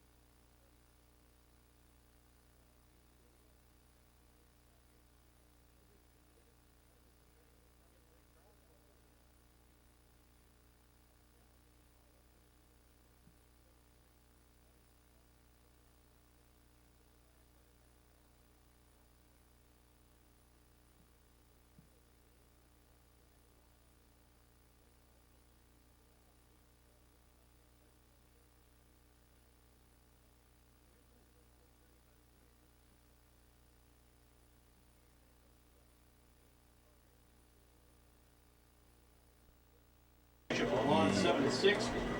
Chillicothe leading over Lafayette 17-14. Other scores that we have on the scoreboard, it's Platte County leading over Lincoln 21-13. Central is leading over Truman 34-28. Switching to 8-man scores game you can watch tonight on KTTN tonight. St. Joseph Christian is leading over Ward County 28-8. Albany also leading over Bramer at the moment 28-6. King Sister is over Chillicothe last check 3-6. North Andrew was leading over Stanberry again. This is the game here on 95.5 regional. Andrew leading over Stanberry 28-14. Again, that is now GRC conference play and has been a state championship game the past 4 years. So again, that's a big game in 8-man tonight. Plattsburgh also leading at the moment 28-8 over North Shelby. South Holton Ottawa Holdings leading over Stuartsville 16-14. Mount City's leading over East Atchison 44-16. Already one final in 8-man. Northwest Nottoway defeats DeKalb tonight by a final score of 52-0. Rockport's leading over Northern. Okay, if you're listening, Maddie, I send it out after this part. Southwest Livingston is leading over Platte Valley at the moment 36-8. Switching to some Iowa scores, Bedford is leading over Wayne Court at 22-6. Pella is up big over Mount Ayr at the moment 55-0. Also, Des Moines Christian has a 2-point lead over Central Decatur 16-14. Lennox has a 2-point lead over East Union Afton 20-18. Creston's leading over Atlantic 16-0. And Stanton is leading over Murray at the moment 22-0. So again, those are scores that you can find on our website at northwestmofer.com. And again, you can hear us go over that scoreboard and have interviews with the coaches and also some of the regional radio sports team during our that second quarter certainly, Tucker, it went Trenton's way. It didn't feel like that the level of play in the second quarter, while improved for Trenton, I didn't feel like it was sort of just 28-0, just wipe out the opponent sort of quarter. It was that, but again, that's the effect of the turnovers. That's creating short fields for Trenton, and when you only have to go 30-35 yards against a defense that's a dauber down a little bit, the points can come quickly, and that's what we saw in the second quarter. It was definitely Trenton took advantage of their opportunities that they were given. And, if you think about it, both of these teams are fairly young. True. Trenton has a little bit more experience on the younger side. But there's not for the senior class, though. The senior class was so dominant last year in the amount of minutes that they played. You have a senior class, maybe about half of them that have decent time. There's about half of those seniors right now that, you're right, they're playing a lot, but they don't have a lot of Friday night experience. There's not a ton of experience from either of these teams, but the Bulldogs really have a strong showing. Tucker has decent amount of scores. After the kickoff, we'll go to the scoreboard here with Tucker Franklin. Onside kick, it's loose, and South Harrison comes on it. That surprised Trenton. Going to dive on that ball and coming up empty was Jaron King. Ball rolled to the 46-yard line, and South Harrison jumped on top of it. You're down 28. Rusher to win. Onside kick. Trenton wasn't ready for it. Why not? You got to get something going. Got to get the crowd riled up. Got to get their sideline riled up. Let me a Sean Payton in that Super Bowl when he came out of the half. And not quite the same stakes, though, huh? No, not at all. Quickly, what do you have scoreboard-wise? I got Maryville 35, Benton nothing at the half. Smithville 7, LeBlanc 6 at the half. Chillicothe 17, Lafayette 14. We'll go down to the Grand River Conference with Gallatin 7, Milan 6. Don't have a score for Polo Putnam County yet. Maysville 36, Princeton 14. We're efforting. We got to get somebody from Unionville to be like an ace Twitter man. There's that roll out to the left and sacked back at the 49-yard line. Rushed down to the turf was Cole Schilling with the sack, bringing Cody Weller down to the turf. We got to give a half sack to Mason Owen there too. Got him off balance. Yeah, and then it's one of those things where he just had to touch him for. And if you're the quarterback too, and you got a guy reaching at your left leg, and you stumble to your right, and you got a guy reaching for your ribs, eventually you think, okay, this play is not working out well. I'm going to get down. 11:25 to go in the third quarter. Trenton's really taking control of this ball game in a big way, up 28-0. Weller under center. He'll pitch the ball going out wide, trying to turn the corner. Is Heffy, and he's stopped at the 49-yard line. Flag on the play. Maybe a late hit, diving onto the pile on the sideline. I'm not sure. He was right in front of the South Harrison bench. I mean, that's what it's going to be, but I don't know if that was a face mask. Okay. I was with you. I didn't think it was a late hit or diving. I didn't see any diving on the pile, but obviously we were close to the play because it's on the side of the field we're broadcasting from, but we're also looking through South Harrison bodies on the sideline. It was probably an accidental pull of the face mask, but that's an automatic first down. According to the rules, if you pull and the referee sees the head yank, that's 15, even at that point. So 15-yard penalty against the Trenton Bulldogs. It has South Harrison in business here. First down and 10 from the Trenton 36-yard line. We've seen most of the action on the south side of the field in the first half, and we're going to get a motion call against Trenton. I think Mason Owen was early in the neutral zone. There's a whole right side over there in neutral zone for action. Different in high school than it is college and the NFL. Yeah, you can't go back. That's what I like about playing Madden is I can jump and still get back. I was watching the Packs and the Vikes with rooting for the purple that night, and I had to chuckle when there was a Viking in the neutral zone, and Aaron Rodgers got mad because they didn't snap the football. Yeah. You don't have that option in high school. Here in the zone, the whistle goes. A run down to the 30-yard line, not getting much, but efforting to get what he can, is another one of those sophomores in Peyton Sperling. Sophomore after sophomore after sophomore playing here for South Harrison. So they're taking their lumps, yes, but they're getting valuable playing time. It'll be good for them in the future. And going back to that Packers-Vikings game, I mean, what a game. Oh, that was a great game. I love that facility, too. Diggs had a heck of a game, and even Sam Bradford decided to play. Cool facility, built on the same ground as the Metrodome. I could talk about that facility all day. There's a pitch out wide to the right, half towards the corners to the 26-yard line, and then bang backwards by the Bulldogs. Close to the first down, he'll be maybe a yard or two short, depending on the spot. 27-yard line of Trenton. That'll be short of the first Go ahead down. and move to third It'll be a down. 3rd and 1 for South Harrison. Things that sound like they're going to happen at CF Russell Stadium, Tucker, would be field turf. Maybe next year. Things that will not happen at CF Russell Stadium, the translucent roof they have at the new Viking Stadium. A dome. Don't plan to think there's going to be any arena. A dome where you don't need to worry about the rain and you have the sun shining in. It's going to be a quarterback Run down to the 25-yard line. It's going to be very close to the first down on the sneak by sophomore Cody Weller. I think they're going to give it to him. So did you watch the Patriots last night? You know, I didn't get to, but I heard that Garrett Blunt had one heck of a game. Crazy how they can just go with anybody and have him look like an all-pro at quarterback. And then he ended up hurting his thumb. Exactly, and I saw that tweeted out today, and I immediately thought, well, and this could be well before your time. The old quarterback from the 70s and 80s for the Patriots when they played that ugly stadium, Steve Grogan. He's probably about 60 years old by now, but yeah. I should have said Drew Bledsoe, but I thought in a tweet to Steve Grogan, the old Pats quarterback from the Patriot helmet days.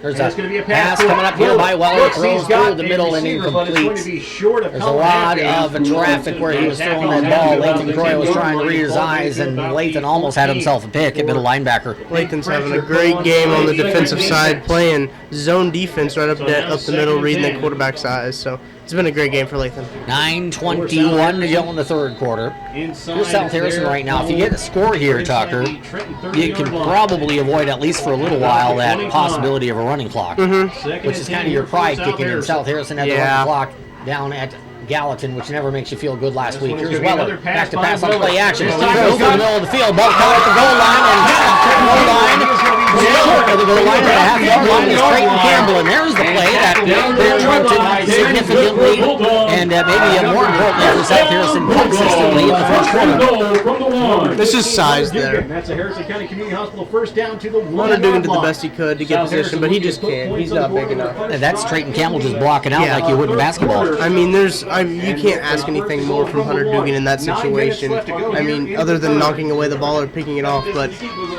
he's not big enough. South Harrison hasn't scored in 6+ quarters, so South Harrison's trying to get on the board here. First and goal from the half-yard line. Weller takes a snap, pushes it out wide, cutting back against the grain, and getting into the end zone is Colin Heavy, the freshman running back of the South Harrison Bulldogs, into the end zone.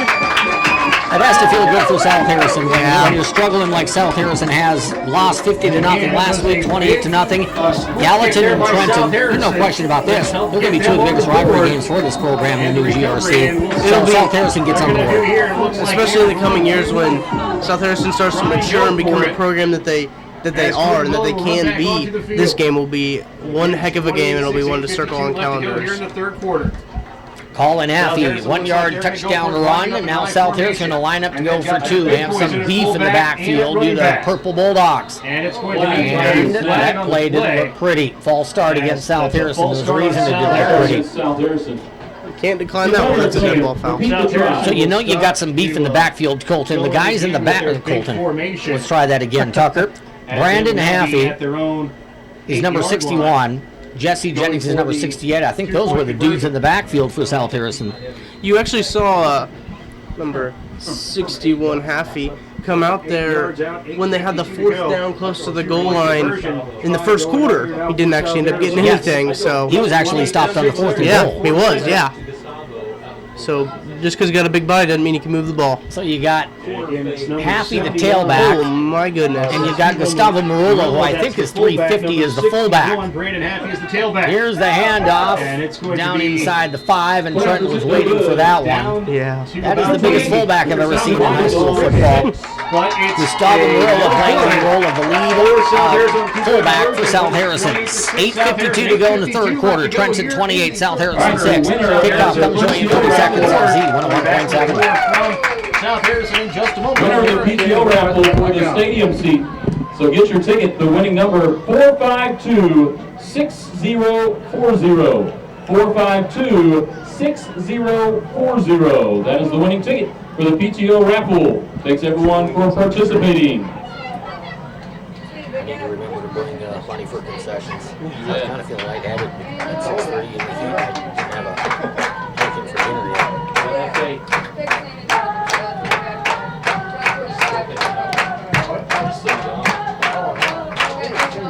All right, welcome back out here to South Harrison.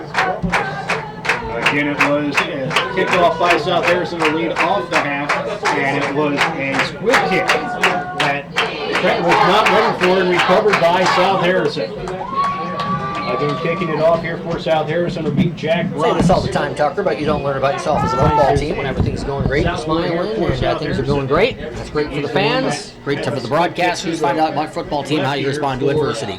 It's not great adversity. It's only 6 points for South Harrison, but let's see what the Trenton Bulldogs do with this. There's another onside kick. That one's going to be picked up at midfield. I'm shocked, quite honestly, that South Harrison tried it again because Trenton had 7 guys staring, giving death stares at the kicker as to say, you're not going to try again, are you? And Trenton was ready for it that time. Yeah, I had a feeling they were going to do it. I noticed that they actually had some substitutions up there. It looks like they put Avery Cooksey up there on that very left side towards us so he could get on the ball, and they had more guys that are used to handling the ball. Often you'll hear coaches say, hey, I just didn't have my guys ready. And I'm not sure. It did look like on the onside kick that was successful, Trenton wasn't ready. So that might be one that Coach Boswell just takes the heat for that one. But it was successful for South Harrison, 28-6. So Trenton will not throw a shutout tonight as Croy keeps the football off of the fake. He's across the 45 and down to the 44-yard line for a gain of 5. That was one of the better fake runs we've seen for Lathan Croy all season long. He was decisive and quick on that decision making, and when things get bogged down is when, for whatever reason, I don't think it's the decision making. I just think it's, again, that issue that Trenton has had with either handing off the football or getting away from the running back. When they're quick on that decision, they look pretty good. It was a good read.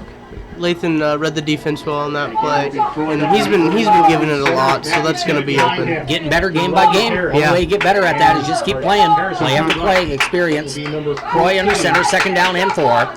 He hands it off through the middle, and that is Radcliffe across the 40 and down to the 36-yard line. We mentioned him as somebody we thought would get extra carries tonight, and that's his first carry of the ball game, Tucker. Good play for him, actually. He had a good-sized hole. Good read by Lathan. Gave the ball right up the middle. I know it's a different speed, but Carson Radcliffe's been doing great things for the JV on Monday night. Really? If you're doing great things for the JV, get them out there if their opportunity is there, because generally, if you're figuring out a way to get things done on Monday, it's quicker speed. Generally, you can find a way to get things done on Friday. How's the JV doing? I haven't been following him very well. Okay. A little here, a little there. There's a pitch going out wide, trying to turn the corner for the Bulldogs as Carson Radcliffe has the corner. He spins for a first down to the 20 and brought down there by South Harrison. 21-yard line Everybody for South Harrison got excited because the cheerleaders started tossing T-shirts. First down for Trenton. That's a Harrison Like Community rally Hospital. towels, almost First like- down. Like a Pittsburgh. And you are listening to Trenton. I kind of like that idea. I kind of like that idea for CF Russell for the Maysville game. Of course, that's pink out night. That's breast cancer awareness night. So get out the pink towels and toss them into the stands. That'd be cool. Get a hold of somebody in charge of the student section for that one. The idea monster has struck from the press box at South Harrison, Send out a tweet. like everybody does in That's how 2016. you get anything started anymore. Just send out a tweet. I said Facebook is kind of for the moms and the grandmas to keep up with their family, and tweets is how the businessman Yep. stays up to date on things. I tell you what, you can get so much Roy news underneath from that center. anymore. Two receivers to the left. First and Handoff 10 is from down the the 20, middle. handoff through the middle as Good for a Trenton milks Radcliffe a little bit. Down inside the 20, close to the 15-yard line. Carson looked like he had a burst there of 4, maybe 5 yards. He's having a really good showing here his first 3 carries.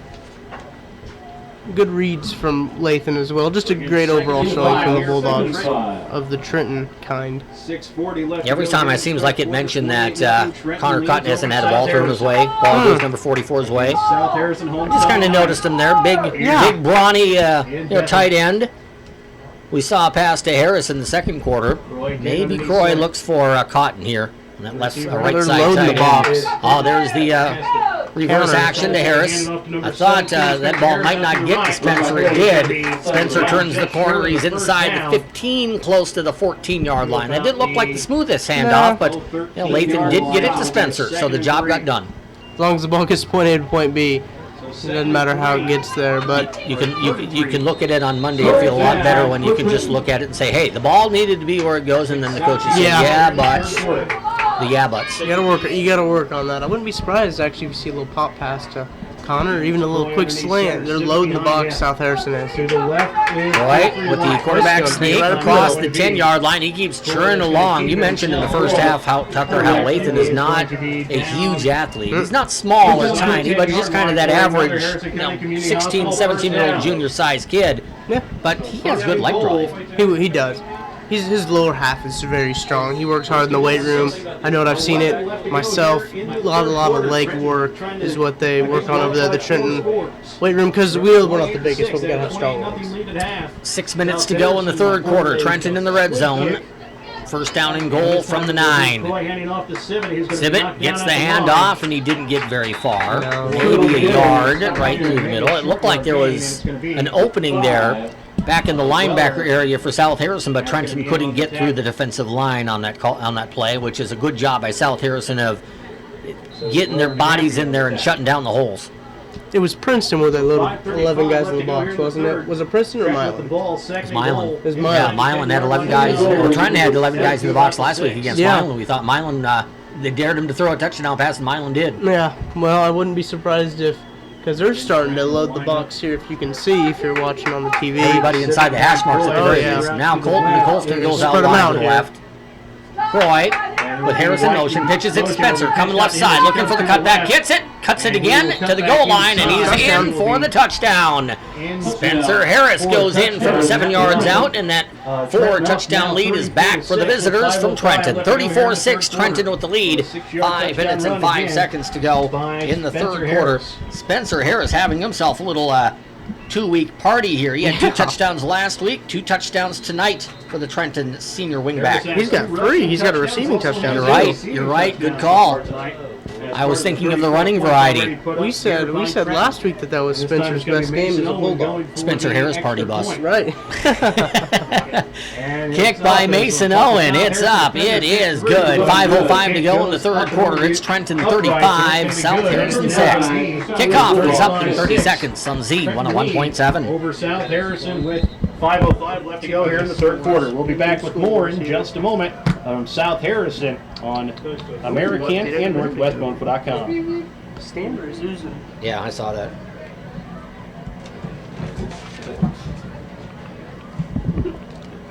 Still no Polo Putnam score.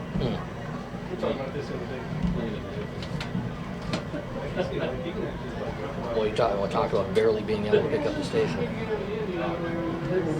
If I stand on one foot and bark like a dog, I can hear the station.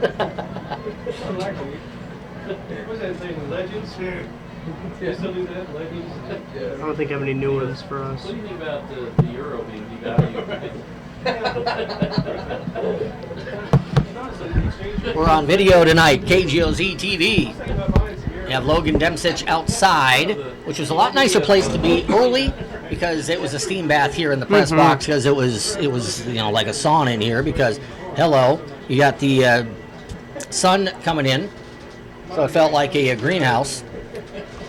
Not too bad in here now, but we have Logan outside running the video on KGOZ TV. We have Tucker Franklin in with me in the old press box at South Harrison Memorial Field, and Tucker's been watching the scores. Anything new from what we had at halftime? Not from the GRC variety. I saw that Stanbury's down at half. Not like Stanbury, so we can see an upset alert. So somebody get on social media and send out the Putnam Polo score. Yeah, we're going to need that one.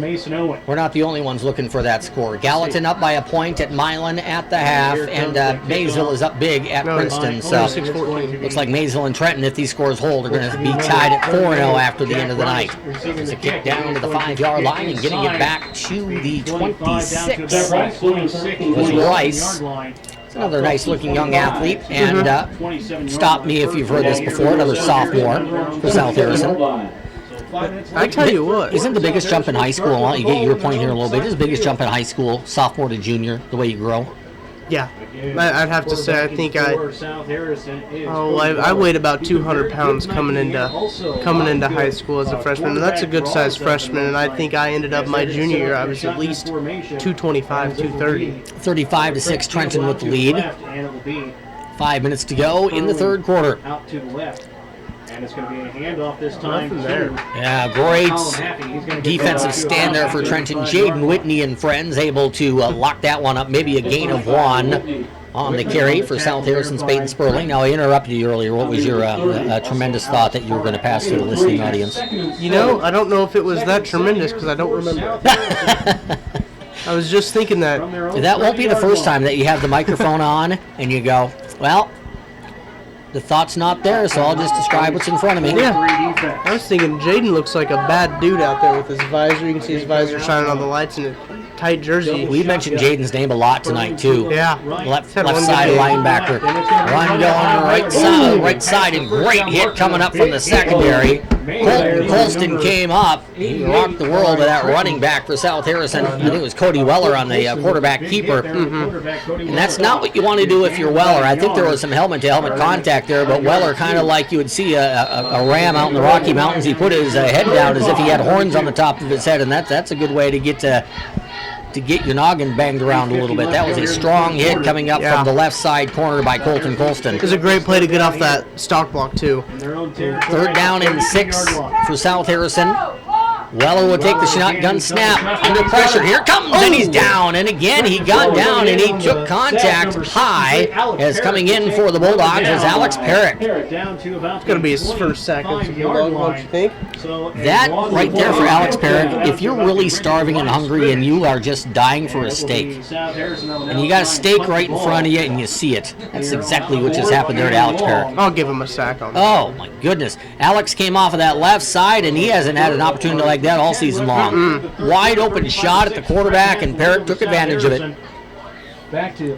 So to punt the football away for South Harrison, Brandon Haffey. Waiting at his own 45-yard line is Spencer Harris. Almost blocked. Oh, man. That might have been under the arms of Connor Cotton. The ball is hit low, and it's going to take a nice South Harrison bounce down to the 40. That looked like it went under the arms of Connor Cotton. It almost looked like he threw the ball. The way the ball flew through the air. Looked like it was a great spiral, hit nose down, and was able to fall forward for a nice South Harrison Bulldog bounce. I'll tell you what that looked like to the naked eye, because that ball never got 5 yards in the air. No. It was hit like a line drive. I think the ball was hit so low that it stayed low, and it was kicked low. And I think that fact that the ball was kicked low and not kicked at its apex, I think that's the reason Cotton didn't get the blocked punt. Yeah. It was he just kind of had his arms up too high. Certainly an unorthodox punt. But it got the job done. Yeah. Down to the 40. First down and 10, Bulldogs. And this one will be Croy with a handoff through the middle to Sibbett. Sibbett gets a good push from his offensive line across the 45 to the 46-yard line. This is the point of the ball game too. Not that it's as warm and oppressive as it kind of was at 6 o'clock, Tucker, but South Harrison's defense, a young defense, they've been out there a long time. They're going to get worn down here soon. Yeah, sometimes your best defense is your offense in this kind of game, so you can keep your defense off the field and just give them a little break. I know a lot of the guys, especially with the team that's small, go both ways, so that's kind of tough for them too. 2:13 to go in the third quarter. Trenton up at South Harrison, 35-6. Twins to the near sideline. Connor Cotton in the slot. Motion man is White. He gets the fake pitch. Back to pass is Croix. Pitch to White. He sacks. That looked like the same play that Trenton scored on in the first half, with just a different wrinkle. The fake toss went left instead of right, and there was more pressure on the play that time too, and Harris wasn't open. Edge pressure was what they had there. It looked like they sent an outside backer, and they were just outnumbered on the line. The offensive line didn't have enough bodies up there to block as many guys as they needed to, and that just happens sometimes. You sometimes can't control it. You're seeing here what Coach Wilhelm has talked to me about the last 2 weeks. 75 to 80% of the plays, South Harrison's doing good things. Yeah. 20% of them they're not, and it seems like those are going for either 20 yards or a touchdown every time for Trenton. Here's a run, broken tackle, and midfield, and knocked down there for Trenton was Matthew Sibbett. Nice run by Sibbett, making the tackle for South Harrison is Jacob Starmer. It depends on the spot. Oh, wow, it's going to be a close one. That ball is right on the interlocking SH white on purple logo here at South Harrison. The tip of the football is, what would you say there, Tucker? Is the tip on the 50? They're going to say yes. I think Trenton just had to get to the 50-yard line, and if it is on the chalk, it's barely on the chalk. They give Trenton the first down. Yeah, and I don't know if that was the best spot either, because I thought that I saw he kind of knocked sideways and maybe got across the 50. I might be with you on that. I didn't think it was a horrible spot, but I kind of see what you're saying. It could have been better. Yeah. First down and 10, Trenton. At midfield. Snap there by Croy. Croy will hand it off. I believe that's Sibbett again. It may be a Radcliffe. 25-28, I'm not sure. We'll wait and see what number it was. I think it was Radcliffe. Yeah, I was going to say Sibbett. I was going to say Sibbett, and as soon as I thought that, I was looking at that going, he looks bigger than that. Yeah. He's a little lankier. Yeah, Carson Radcliffe, the lanky one, ends up getting a gain of 9. Second down and 1. Harrison motion, handoff. Radcliffe through the middle, explodes to the 30, down to the 23-yard line, and a touchdown saving tackle made there by South Harrison's Cody Weller. And it's going to be down to about 20. And that's what I'm talking about right there. Carson Radcliffe is scoring touchdowns. He's scoring points for the Trenton JV. If you give him a hole, he'll know what to do with it. And Trenton's, they're putting up big, massive holes right now are the Trenton Bulldog offensive linemen. Clock stops, moving chains. You went ahead and roll the time now. Getting the play in for no huddle. 25 seconds to go in the third quarter. 35-6 Trenton. Mix up in the backfield there. Absolutely. I don't think Lathan got that ball where it needed to go. I'm not sure if it's on the junior quarterback or not, but he had to eat the football in the backfield. We've all been there in practice, and I can remember some memories of Kale turning the wrong way or Colton running to the wrong side and just leaving Kale hanging out to dry.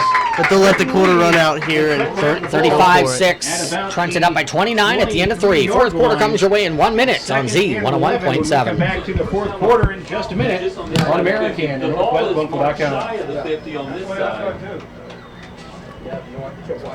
They don't even measure and just say first down.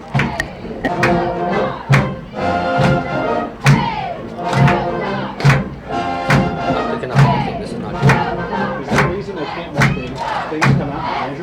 Well, my deal is, it was on this side of the 50. The ball was short of the 50 that way, and they didn't even bother to measure.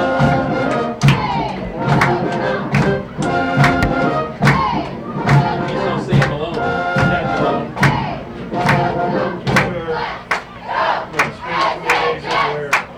Trash in Facebook.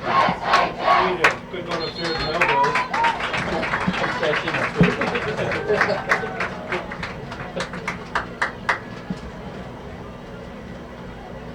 The face page. That's my aunt says. I go see my aunt from church. She goes, yeah, I saw a picture that went down to my granddaughter's office. She showed me pictures on the face page. Face page program. The face page. All right, welcome back out to South Harrison for GRC So Conference second play and with the long Bulldogs. for Trenton to begin As the it's fourth the quarter. Trenton Bulldogs and the South Harrison Bulldogs on South Harrison's homecoming night. Trenton leads 35-6 to start the fourth quarter. Trenton the has the girls ball on basketball his coach second now at 11 Lawson High from School, the who I know who has South at Harrison least 20 one, maybe yard two line. sons Trenton on now the be football going team towards at the Lawson. end Lisa zone. Glenn tweeting out that Lawson is just pounding Miss Buchanan tonight, 49-6. Here's the run by Trenton. Good real defense. Taken down. Time, South Harrison stood up to make the tackle. Brandon Haffey, big junior defensive lineman, stopping that play for Lawson. Second down and 11. Trenton Bulldogs from the South Harrison 24. Fourth quarter for South Harrison. Third down, I beg your pardon. Down, so maybe a 4 down territory for Trenton. Pick up 5 and then 6. Troy under center. Pitches it out wide. Looking for the hole is White. He gets a block to the 10, to the 5, cuts inside to the goal line, and he's in. Touchdown, Trenton Bulldogs. It's White going in from 23 yards out. Second touchdown of the night for Jeffrey. And the more I watch Jeffrey run, he provides a big spark with his ability to hit the hole and hit the sidelines for the Bulldogs. He's faster than a lot of 24-yard run. He's one of the there by fastest Jeffrey dudes White. I can remember even just going against drills with. He's got some raw talent, and he's starting to channel it to some real 41-6, and it's Mason Mason Owen has been going for the extra perfect, point. kicking extra points tonight. There's the And snap. this one's It's on the up, and way, it is gonna be and it's good. up, and it's good. And it's 42-6. The jinxes do not work on Mason Owen. He is too powerful.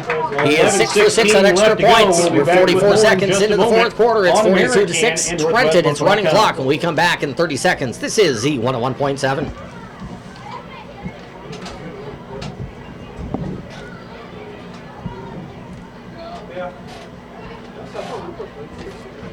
If we score that early touchdown, what we are, and 2 don't have that horrible second quarter.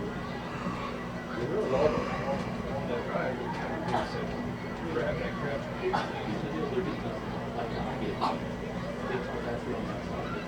Every time they do that pitch, that's what We're getting shut down on the end. Our kickers can't get off the stock block.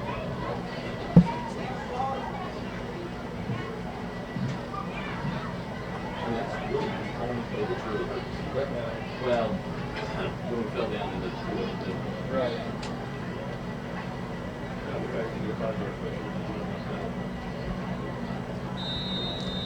Welcome back to South Harrison High School. East side of South Harrison High School anyway. All right, Here welcome on back the out here to South Harrison east High side of Bethany Mo.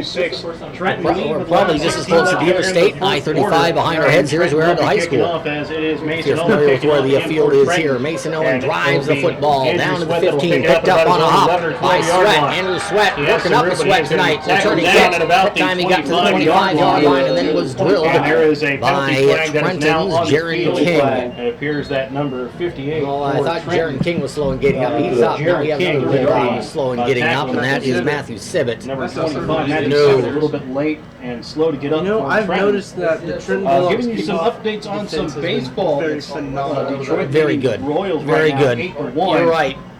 And they are going to call As it's updated there on Matthew Sibbett, we mentioned he was slow in getting up. He looks like he's walking in a little bit of discomfort, but he is able to walk to the bench under his own power, which is a good block in sign. the back by South Harrison. Really? To start out the drive. Like he was trying to, in a political year, he was trying to caucus his way into being the left side of Inside their own cornerback. 15-yard mark. Talking to Hunter Dugan over there. They had a 15-yard penalty for maybe some extracurricular stuff called against South Harrison, maybe some frustrations. I'm not sure what exactly it was. Reds are leaving the Or field that. right now, 7-5. That'll have- That is in the that's bottom of 15 the 6th inning in New York. So first down The Cardinals and lost 10. 5-0 to Chicago.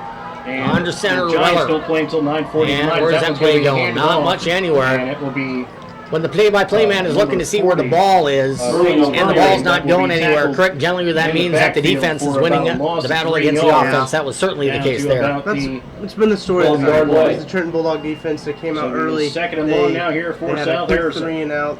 Offense fumbled the ball, gave the ball back to South Harrison, but they had a huge stand after a 70-yard drive not to allow any points. As we have a And they 35-point stood game, strong the it's a rest of the game, 42-6 only giving up 6 lead points. for We'll have Trenton to get you over some South Major League Harrison. Baseball updates here if we 36-point get the lead, opportunity. 35 It is second down and 12. Pass by Weller. A lot of time. Now scrambles out. Nobody open. He's to the 10. He's got some room to the 15. side. Flag on the He's gonna play. make it 20, down. 25, and He's shut just down shy at of the the 30-yard line. 29-yard line on the open field tackle by Hunter Dugan. It was Cody Weller, but early in that scramble, took us off flags. We'll see what the penalty flag is here. As that I'm not seeing the flags, but I'm going with Tucker's call. That's why I have an extra pair of eyes on defensive holding against Trenton. That's a rare call. Yeah, you saw. Well, I think that's why quarterback there call is here, and they are going to have a holding on receiver running a bunch of Bulldogs. And it'll be first down at Harrison County Community Hospital. First down by Weller for South Harrison. Let me be honest about it. It's a rare call because I don't think that was against the Bulldog secondary. You see defensive holding in the secondary all the time. It was a linebacker play. Yeah, in big boy level football, NFL. However, that might have been a hold in the middle of the line where you're holding one guy to allow your teammate a chance to get through. Quarter, 10 minutes left to go. Trenton leads 42-6 over South Harrison. First and 10, South Harrison after the 10-yard hold from the 39-yard line. Weller under pressure, chased out of the pocket, throws, didn't get it. Out of bounds. Good call there, Tucker. I thought that Trenton Campbell got his foot down. I thought he got his back foot down, but I think his front foot landed out of bounds first. You know, it looked like he was trying to do an NFL toe tap, both of them, and he actually tapped both of them over the line. I was watching his feet the whole time because I had a feeling that old Cody Weller was going to whip the ball over to him, but he's so readable I can read him up here. I'm pretty sure that Trenton Campbell's a basketball player. He certainly looks like a basketball he's got to player. be. Look at him. Long, lean, legs that go forever, long legs, long arms. Looks like, you know, that 6'5", small forward type. Ball snap. Now we're on the left side to the 45-yard line. Making the most out of busting play was Weller. He is to the 46-yard line before being hit quite rudely, but cleanly by Avery Cooksey and the Trenton Bulldogs. Haven't heard his name a lot tonight. That's the first time he's getting in on something. Sometimes you can make a play rudely and it's a good play. Oh yeah, like that right there. That was a great example. It's the guys on dog bites who I say, do you like playing offense or like playing defense? Most of them say defense because they'd rather hit people than be hit. You know what? I'm the other way around. I love the offensive side of the aspect of the game. Weller hands a football off. Sweet to Haffey, and he's into Bulldog territory, Trenton Bulldog territory. Yep. As it's a gain of 4 from the 49-yard line. First down, South Harrison with 8:25 to go in the fourth quarter. And you know, I think that's why Coach Johnpool and I grew such a great relationship because I was such an offensive-minded player. Even on defense, I wanted to. Next week, it certainly looks like it's going to be Maysville at 4-0 and Trenton at 4-0. It'll be a great matchup. It's not the matchup next week, though. Trenton's at Polo next week. Yes. Movement from Trenton, quarterback Steve Weller. He gets through the line, and he gets about 6. Now, my long-winded point was, because I fooled Tucker by talking about Maysville, long-winded point is last week Maysville dropped 72 on Polo. 72-42 final. That 72 just stunned everybody in the conference, but Maysville's really good. It doesn't mean everything for the Trenton-Maysville matchup, but see what happens when Trenton plays Polo. See how this, that's where you can kind of compare scores a little bit. Yeah, it'll be interesting. I don't think Trenton's going to drop 72 next week. I could be wrong, but I feel safe in that assumption. Well, I'd put my money on that. There's the run down to the 40-yard line, close to the first down, and the quarterback sneak by Cody Weller. We are in running clock, so the clock has just been steaming right along here on this South Harrison drive. We're down to 7:13 to go in the fourth quarter. Now last week, because last year Maysville beat Polo 66-60, and so I said last week for the Maysville Polo game, well, I'll put my life savings on the fact that they won't score 126 points again, and they scored 114. So I was right. I just don't feel real secure in saying I was right. Third down and 2 for South Harrison. Weller pitches it off and getting across the 40. Down to the 36-yard line for the first down is Colin Haffey. It looked like that play was mistimed, and I thought the mistiming of the play actually got Trenton's defense off the timing. I don't know if that's how they draw it up. I really don't, but it worked out. It was weird looking. Colin Haffey, he had a jab step in the backfield. Then he got going. Yeah. It looked like Trenton was in the hole, and then Trenton kind of worked themselves out of the hole because Haffey wasn't there when they expected him to be there. Looks like he forgot that he was going to run the ball that time. Is what it looked like. Hey, sometimes you need a little bit of lady luck, and that may have been a little bit of lady luck for the South Harrison offense. Weller pitches off. Haffey tries the left side, and he didn't get any. Oh, man, he fumbled that football right at the end at the 38-yard line. Is it loose or is it not? If it is loose, maybe not. Mason Owen has the football, and they're going to say, I believe South Harrison still has the ball. My guess is he was probably on his backside when he lost the football. Yeah, I got to think that he was down by contact before that one came out. Mason Owen defensively, Tuck. He's like that Chihuahua who won't leave you alone. He's always digging for that football. Hunter Trask actually coming into the game as you talk about Mason Owen for Mason Owen. Looks like they're going to give him a breather here. 42-6, Trenton with the lead. 5.5 to go in the fourth quarter. I formation for South Harrison. There's a fake and the rollout to the right side. Pressure on the play, and the throw will be thrown wisely incomplete. Pretty much getting rid of that football. To save the down was Cody Weller. Last time he did that, he was called for intentional grounding. And I think he learned his lesson. He said, okay, if you're not going to let me throw the ball 10 yards out of bounds, I'll just throw it against the out-of-bounds marker, and that looks better, I guess. Looks like he hit it right on the chalk, too, so... How do you feel like Trenton's performance tonight? How is it going to grade out in the eyes of the coaches? It was shaky. The start was shaky, but their defense has really carried in this game, especially with the 2 picks. Which we thought that would be the case. Yeah. Trenton's defense will be the strength of this team this year as well. Hit as he throws. Nice pass to Campbell at the 30-yard line. That was outstanding work by South Harrison. As the young quarterback Weller, he got dumped right on his cam there by Avery Cooks, and he threw a strike right to Trenton Campbell. South Harrison has got something working there on that combination of Weller to Campbell. Not a first down, though. It's a gain of about 8. 4th and 1 coming up here for South Harrison from just inside the Trenton 29-yard line. About that play, though, they keep running that out route. An experienced corner, an experienced linebacker would jump in front of it. He seems to just be throwing the ball to the spot. I'll have a thought on that, too, after this play, because you're right. I'll have another thought why jumping that play might be the idea. Quarterback sneak will get the first down for South Harrison. If you're the Trenton defensive back, I don't know if you need to be worried about the out and up, because on the out and up on that play, Weller was a half second. Yeah, Weller was a half second away from being sacked. So if your defensive line is getting that penetration, you can afford to gamble if you're a D-back. If I'm Avery Cooks here, if I'm Hunter Dugan in that situation, as soon as I see that tight end release start to turn in, I'm going right to where he's going to throw the ball. And even if you get burned, you're up 42-6. Right. And I think there's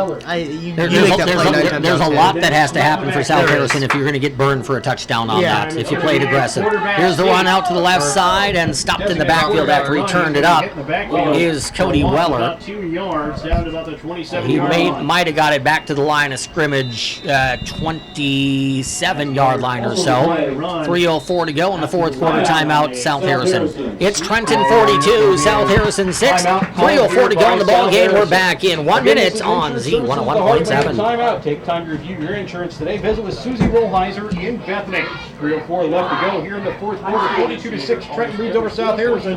South Harrison is second 11 from their own 26. We'll be back with the rest of the game when we come back in just a moment on American NorthwestRunFor.com. Because here's the chill coffee beat Cameron by like 6. And then the next week, Mary beat Chill Coffee by 60. And I told her before, I said, boy, I hate to see when Mary plays Cameron out that close to 100. I had no idea it was 92-8. It does make me wonder how you score that many points. Because that clock runs the whole second half. Yeah, they run it. That's a lot of points to put up with a running clock. Stanbury's making it a game. That's 1 against 2. Man.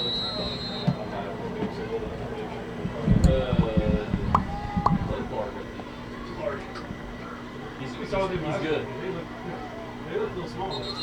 That's a good whistle.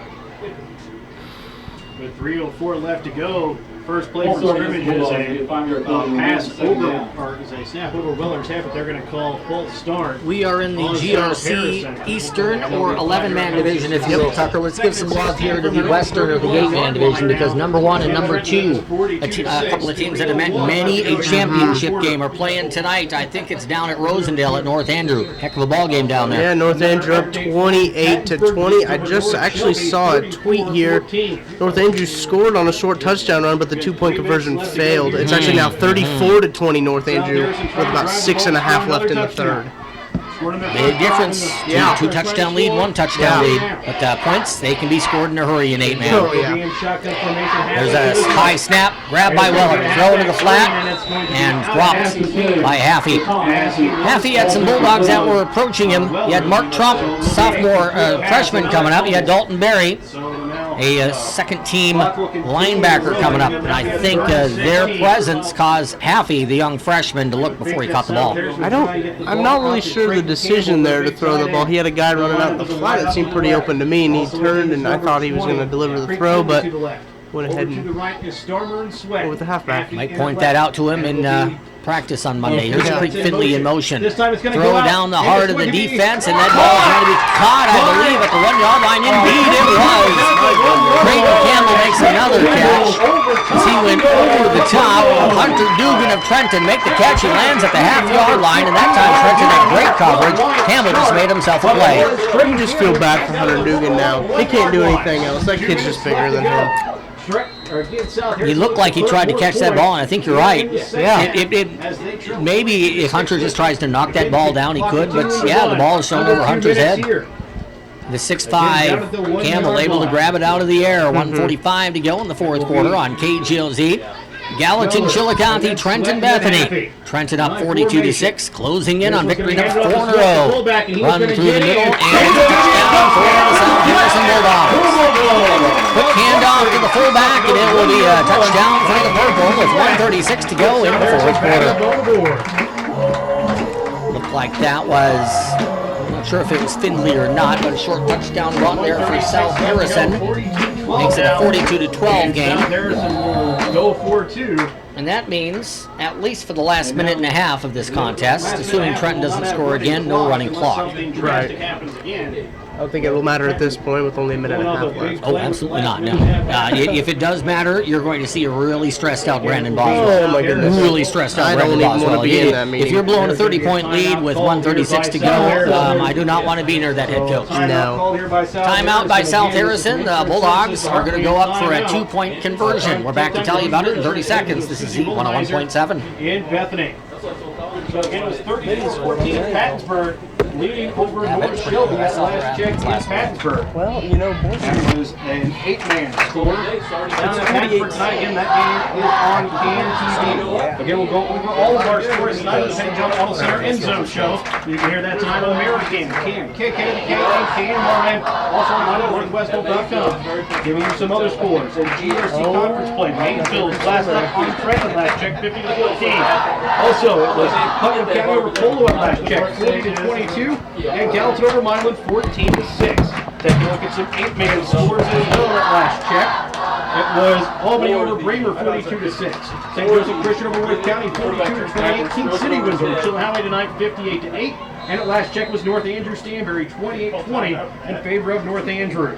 We got the big boys in. So again, going for the 2-point conversion. Welcome back here to South Harrison High School in Bethany. They got their big Tom Johnson along with Tucker Franklin with you. 1:36 to go in the contest. South Harrison lines up to go for 2, and through the middle.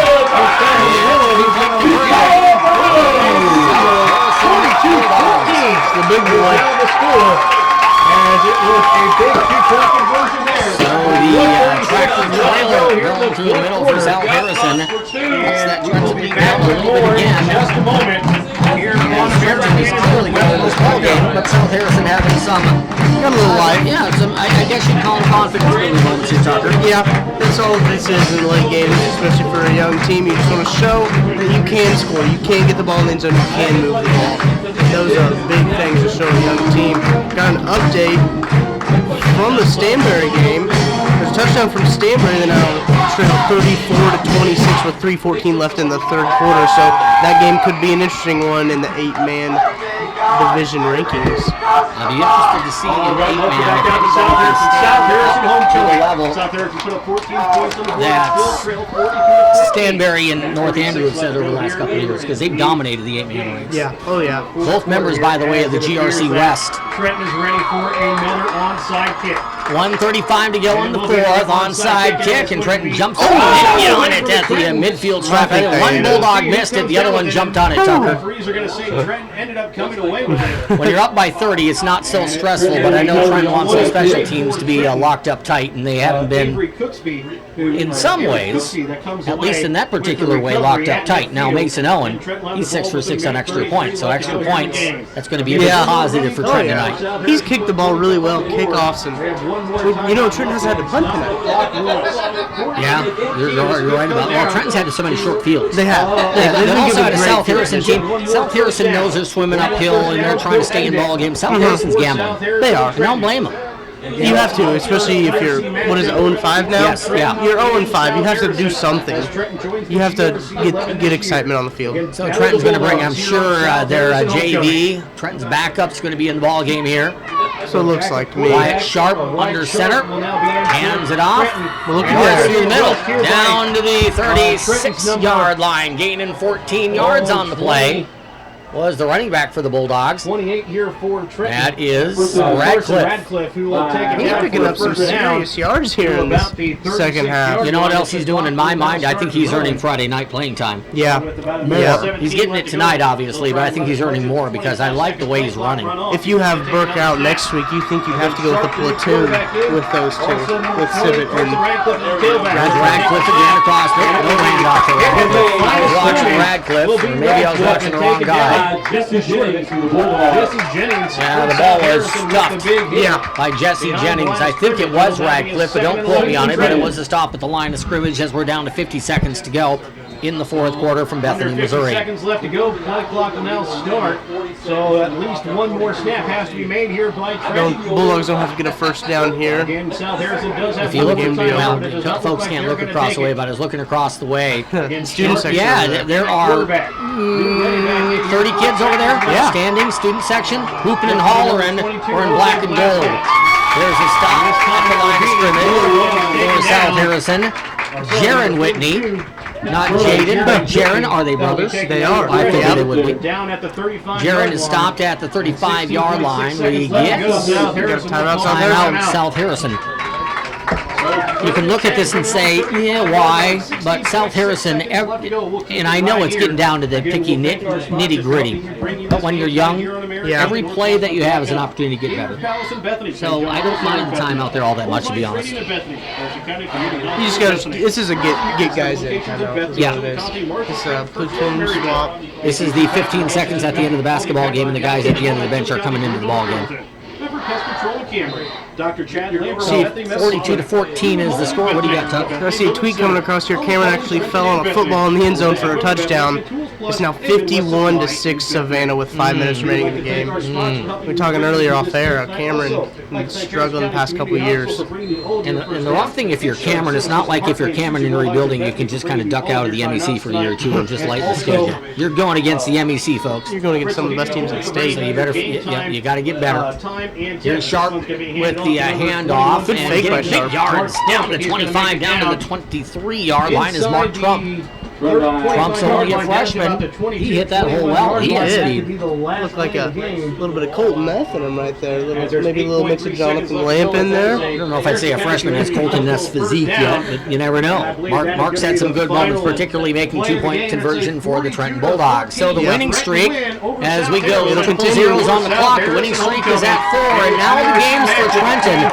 Are they going to get bigger? Yeah, but quite honestly, the next 2 weeks are going to decide whether the Trenton football team is going to join the softball team as GRC champions. It's right in front of them now. You got 3 weeks to go, and it's 4-0 record. And now you got the big boys in the conference. You got the Polo Panthers, and you got the Maysville Wolverines. One on the road next week, the other at CF Russell Stadium in 2 weeks. I'm excited for it.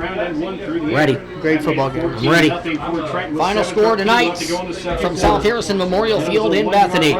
The Trenton Bulldogs defeat the South Harrison Bulldogs by the final of 42-14. 42-14, Trenton with the victory. Time for postgame. We'll ring it up here in 3 minutes. You're listening to Bulldog Football on Hot Country Z 101.7. At halftime. halftime, coming out in the second half, it was an onside kick by South Harrison that really got Trenton off their game. South Harrison recovered it. South Harrison took the ball all the way down the field for 51 yards and ended on a 1-yard run by Colin Haffey, giving them the first points of the game, making it 28-6 with 8:52 left to go in the third quarter. Then it was Trenton that answered back with a 6-yard run by Spencer Harris, making it 35-6. That was with 5:05 left to go in the third quarter. Then to start out the fourth quarter was a 24-yard run by Jeffrey White, making it 42-6. The last points put up by Trenton for the night, and then the final score for tonight went to South Harrison as a 1-yard run by Andrew Sweat puts South Harrison down 42-14, and that's where we will end the game tonight. 42-14, Trenton over South Harrison. Trenton remains unbeaten. South Harrison still looking for their first win, but again, South Harrison did show very big signs of improvement throughout the night tonight as they held the ball for most of the first quarter and played a very good second half against Trenton as well. So again, this is a battle for the first time of Trenton and South Harrison Bulldogs in GRC conference play, and with South Harrison being very young, it could be a good game for many years to come, and we look forward to bringing it to you here on American 103.7 FM and NorthwestMoInfo.com. Stay tuned as we'll be going to the Petty John Auto Center End Zone Show following our matchup between North Andrew and Stanbury, which we'll join with you now on 95.5 Regional Radio Can. Again, Petty John Auto Center End Zone Show coming up following the conclusion of tonight's games on all of the Regional Radio Can, American, KKWK, and KMRN stations, as well as on NorthwestMoInfo.com. 10 for 21, that's not good, is it? Passing? Yeah. I'd take 10 for 21. High school, that's not bad. What percent is that? That's just over half. Just under No, half. 10 and a half is like 45. Yeah. Okay. I think Lathrop rolled. Yep, 46-0.